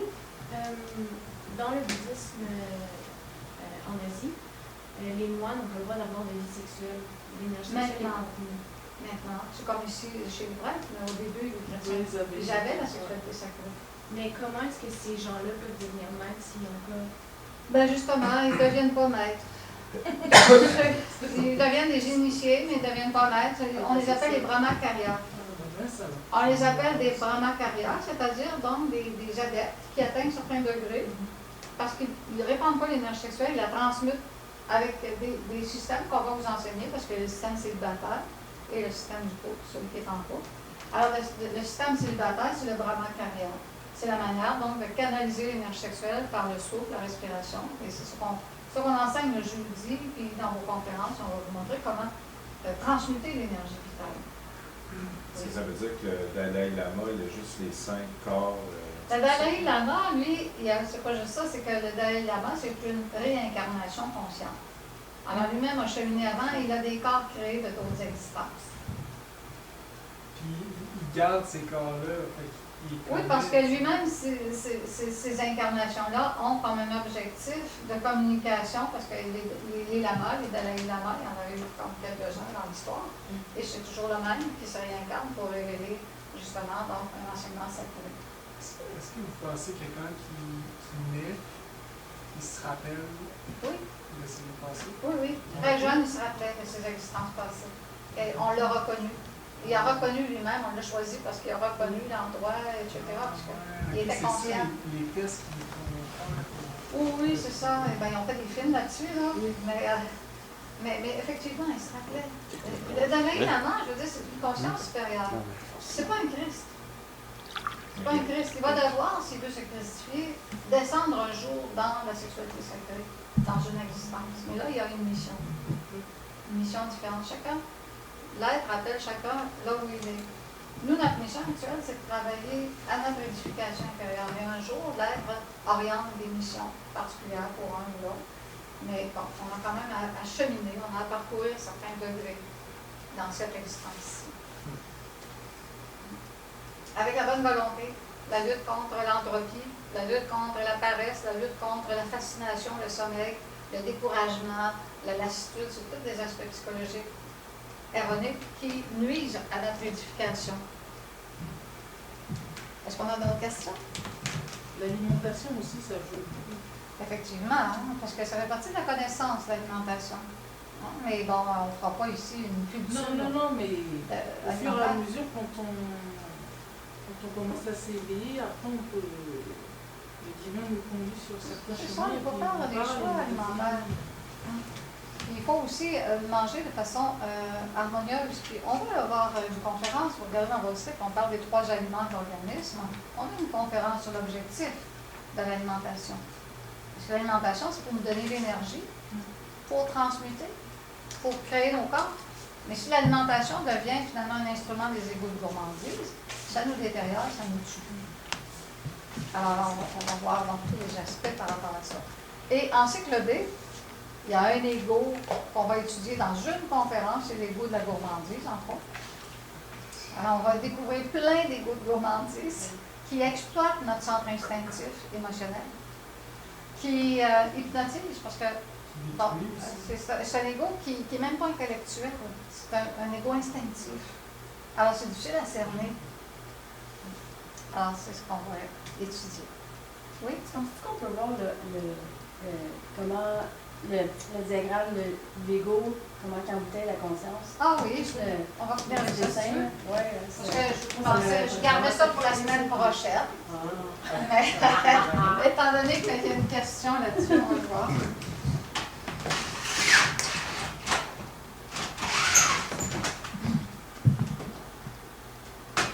Mais tout ce qui est. Tous les cours qui sont là le mercredi, on les voit quand on dans les cycles. Demain, c'est Frédéric qui donne la conférence. Oui, c'est ça. On va voir la quête de l'âme, le chemin initiatique, les étapes du chemin. Alors, ça va toucher une partie du chemin, mais il va aller plus loin qu'aujourd'hui. Non, ce que je voulais savoir, c'est que de toute façon, à la fin, les cours du mardi vont nous porter à voir tout ce qui est fait. Le mercredi, vous voyez ce que je veux dire? Oui, le mercredi, oui, c'est ça. Le mercredi, c'est des conférences publiques générales. Oui, mais le mardi, finalement, ce qui est vu le mercredi sera vu le mardi tôt ou tard. Oui, c'est sûr. Parce que le mercredi, c'est quand même pour les débutants. C'est public. Sauf que ça nous ouvre ici des horizons pour comprendre différents aspects de la gnose. Ça nous donne la philosophie de la gnose. Un peu plus. On va faire ça.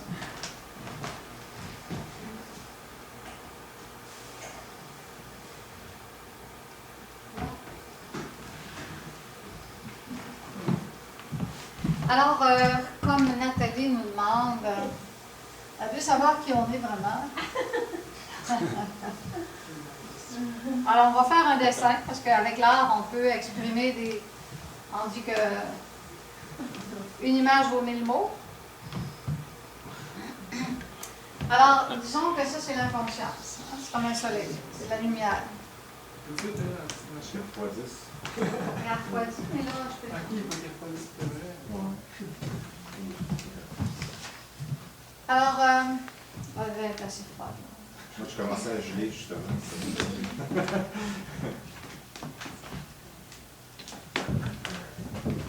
Alors, notre conscience, originellement, qui s'était incarnée dans une humanité bien, bien antérieure, à l'époque où il n'y avait pas l'ego, elle était consciente, totalement solaire, totalement donc, de la lumière.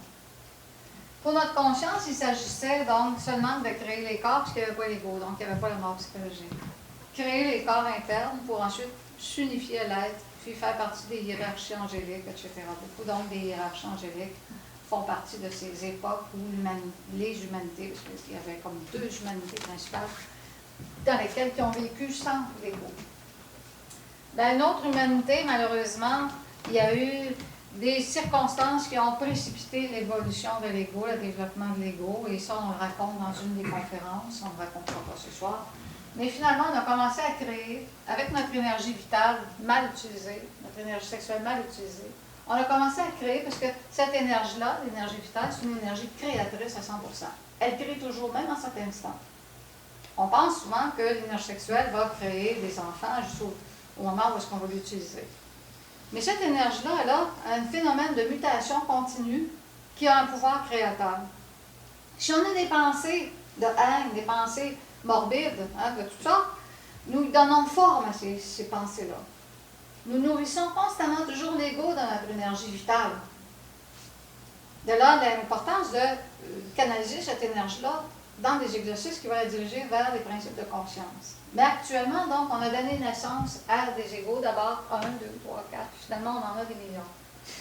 Chaque égo a embouteillé une partie de la conscience. C'est une structure atomique qui a embouteillé une partie de la conscience.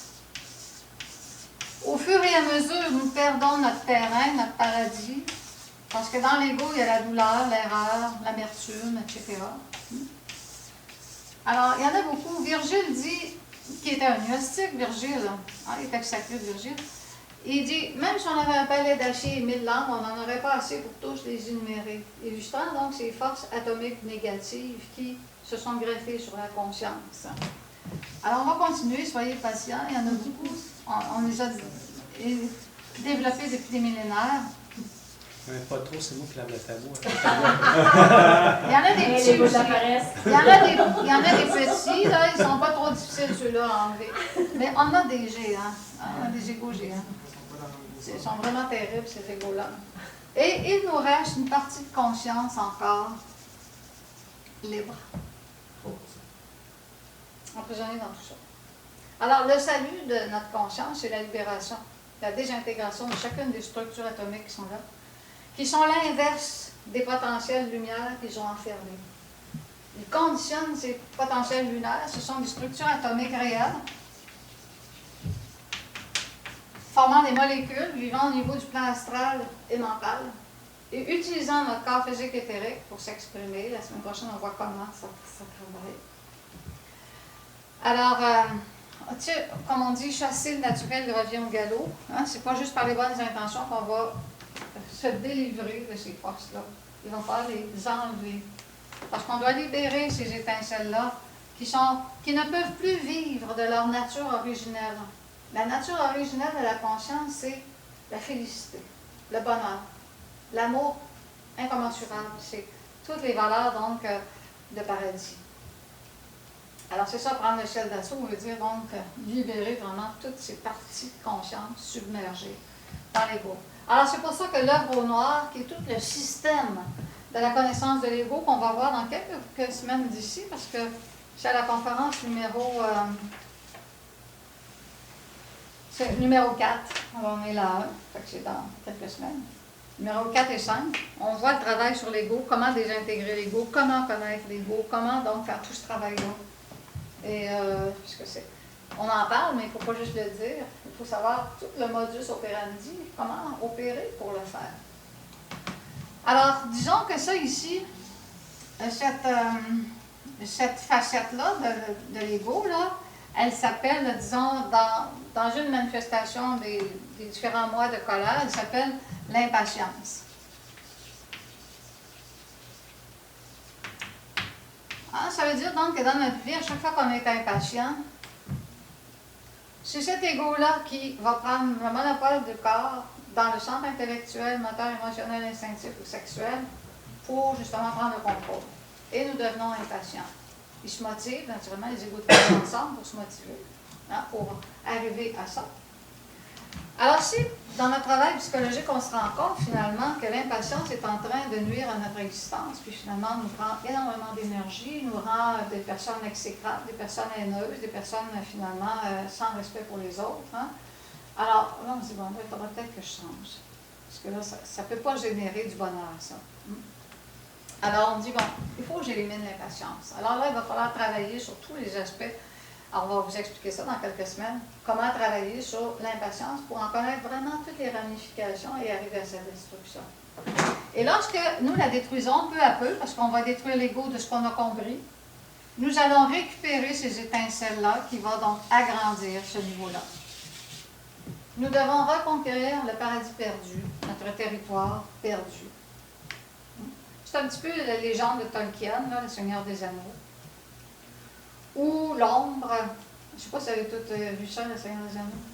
Ben, vous le regarderez, parce que c'est vraiment quelque chose, c'est vraiment une œuvre actuelle, là, vraiment, qui traduit l'expression du travail psychologique, le travail de rémission. Alors, l'ombre a pris les territoires, de plus en plus s'est étendue, de plus en plus, a pris presque tous les territoires, ce n'est que les ténèbres qui règnent. Et il existe juste des petites régions encore non encore embouteillées, et entre autres, un petit village où est-ce qu'il existe des hobbits, hein, c'est des petits êtres un peu innocents. Là. Puis là, le grand magicien, qui représente un peu l'être, va chercher le petit hobbit pour faire la grande quête. Le petit hobbit, il est paresseux, il fume, il aime manger, il aime avoir du plaisir. Mais finalement, il l'amène avec lui pour faire cette quête-là, finalement, de détruire les pouvoirs de l'ombre. Il va souffrir beaucoup. Il va souffrir beaucoup, mais il va être aidé. Il va être aidé par les elfes, il va être aidé donc par des forces magiques qui représentent hein, les forces des différentes divinités, des hiérarchies qui nous aident dans cette mission. Et il va être aidé, mais ça va être très très difficile, mais finalement, il va détruire le pouvoir des forces ténébreuses qui est symbolisé par un anneau, symbolisé donc par un pouvoir magique. Hein. L'anneau qui est aussi naturellement la force involutive de l'énergie sexuelle. Il doit donc consumer ça dans une montagne avec le feu. C'est le feu qui brûle les pouvoirs de l'ego. Et il détruit les armées des ténèbres. Et on voit donc ces forces ténébreuses, les orques, ils sont hideux, tout proches, tout ça. Puis on les voit, ils sont des milliers, puis là, ils avancent pour détruire les humains. C'est terrible, mais en même temps, c'était vraiment une quête qui fait réfléchir. Qui fait réfléchir sur toute l'énergie qu'on doit déployer, la conscience, l'objectivité qu'on doit acquérir pour faire ce travail-là. Et l'abandon de nos facilités, de nos caprices, etc. Parce qu'on doit devenir des êtres indépendants psychologiques, des êtres autonomes pour pouvoir faire ce travail. Alors donc, cette impatience va se transformer au fur et à mesure de sa destruction en patience infinie de l'être. Alors, la même chose pour tous nos égos. La haine. Donc, celui-là, il s'appelle la haine. Parce que tout le monde a beaucoup de haine. Il est gros, lui. Alors, si on se rend compte finalement qu'on ne sait pas aimer les autres, on pense qu'on les aime, mais en autant qu'ils font notre affaire. Surtout que quelqu'un ne fait pas ce qu'on veut, on ne l'aime plus. Il y a des personnes, des grands amis qu'on a eus, là, qui nous ont fait des coups, là, on les aime plus. Et donc, on est prête même à leur faire du mal, hein, dans notre pensée. On leur souhaite toutes sortes de choses négatives. Il n'y avait pas d'amour, là. On voit qu'on n'aime pas de façon gratuite. On aime à condition que tu fais mon affaire. Hein? Ça, c'est la force d'amour qu'on a. Il n'y a pas beaucoup de vrai amour dans notre monde. Alors, c'est sûr, quand on se rend compte combien peu d'amour qu'on a, parce que là, on a descendu dans notre âme et on voit justement que nous manquons profondément d'amour pour l'humanité, pour nos semblables. On est toujours en train de juger, de mépriser, de se comparer. C'est pas de l'amour. Hein? Alors, c'est donc une antithèse d'amour. Alors, on décide donc d'éliminer, de travailler psychologiquement sur ça et on va détruire au fur et à mesure la réalité de cette haine qui, à la fin, se transforme en amour incommensurable, en amour vraiment, donc, qui est l'expression même de l'âme. Alors, c'est comme ça que peu à peu, on va devoir conquérir notre conscience, récupérer notre territoire perdu. Ce qu'on avait avant ce territoire-là. Au fur et à mesure qu'on récupère le territoire perdu, nous sommes des êtres de plus en plus heureux. Fondamentalement et profondément heureux, malgré des fois les contraintes et les vicissitudes de la vie, les difficultés, nous restons intérieurement, intégralement heureux. Le fait d'être des êtres malheureux et finalement d'avoir des chansons psychologiques pauvres de petits mois, vont vraiment énumérer toutes sortes de choses, puis de s'apitoyer sur soi-même, c'est un phénomène de l'ego. Alors, c'est comme ça qu'on apprend à récupérer la félicité de l'être, c'est en éliminant ce qui est douleur à l'intérieur de nous. Et c'est l'enseignement fondamental du Bouddha. La destruction, non pas seulement donc de la douleur, disait le Bouddha, mais on doit détruire la cause de la douleur. Et la cause de la douleur, c'est l'ego. L'ego enclenche des processus de douleur. Alors voilà, c'est fait. Alors, sur ce, donc, pour les nouveaux, je ne vous conseille pas de venir cette semaine le jeudi, parce qu'on n'a pas vu la pratique. Mais la semaine prochaine, on essaiera de faire une pratique pour vous préparer à la pratique. Mais si ça vous tente de venir, ben, vous devez avoir vos petites chaussures de méditation. Ah, vous n'étiez pas là, vous, au début, hein? Moi, j'avais vu que le premier cours, par rapport au circulaire, ça commençait aujourd'hui. Ça commence aujourd'hui, mais on a la possibilité d'assister le mercredi et le jeudi, quand vous êtes inscrit. Et le jeudi, ce sont des pratiques de méditation dirigées dans la salle de méditation. Et nous allons donc faire des méditations, soit des fois pour connaître l'ego, d'autres fois on va faire des méditations pour développer des chakras, d'autres fois pour différentes fonctions. Alors, c'est toujours dans l'objectif de nous donner des clés de travail. Alors, pour aller à la salle de méditation, on doit avoir des petites chaussures neuves, de tai chi, là, de chinois. Ça peut être comme ça, ou il y en a pour les femmes, souvent avec des petites courroies. Là. Puis, comme ça, vous pouvez les acheter et puis mettre votre nom dedans et vous les laissez ici pour la méditation. Si jamais vous quittez l'association, ben, vous prenez vos chaussures, parce que des fois, on ramasse des boîtes. Ah oui, il y en a qui s'en vont, puis ils les laissent là. Ben, ils les laissent là. Fait que des fois, quand les gens ne font pas de chaussures, on leur emprunte, mais là, il y en a moins là, parce qu'on en a une. Alors, est-ce qu'on a des questions, des commentaires? Ça va bien, Sylvain? On va parler beaucoup aujourd'hui? Non, j'écoute. Oui, bon. Ça veut dire que demain, c'est pas nécessaire ou c'est pas comme moi. Ça ne veut pas dire que c'est pas nécessaire. Moi, si je n'étais pas instructeur, je viendrais aux conférences qu'il y a. OK. Juste pour inspirer ma conscience. OK. Juste pour donner une nourriture nouvelle à la conscience. Aussitôt que j'aurai une disponibilité, je viendrai aux conférences. OK. Puis parce que je suis instructeur, ben là, je m'oblige à le faire. Hein? On s'oblige à se remettre toujours dans l'eau chaude, là. C'est pas... Parce que l'ego, lui, travaille à nous faire oublier le travail. Toute la semaine, on a d'autres inspirations, d'autres préoccupations. Alors, si on vient juste une fois, mais des fois, quand on met plus d'ardeur dans notre travail, on a plus d'inspiration, puis la conscience a comme plus d'outils. Une réflexion donc plus profonde. Jeudi, comme moi. Oui, vous pouvez venir jeudi avec les petites chaussures. OK. Il n'y a pas de... C'est jeudi. Jeudi, c'est Frédéric qui va faire la pratique, qui va diriger la pratique. Puis à chaque fois qu'on vient, on nourrit la conscience à la place de l'ego. Effectivement. On donne un centre de gravité à la conscience de plus en plus. Et c'est ça qu'il s'agit de faire pour donner ce centre de gravité dans la conscience. Alors, on va vous souhaiter une belle semaine. Merci. On espère vous revoir la semaine prochaine. C'est 19h30 c'est ça?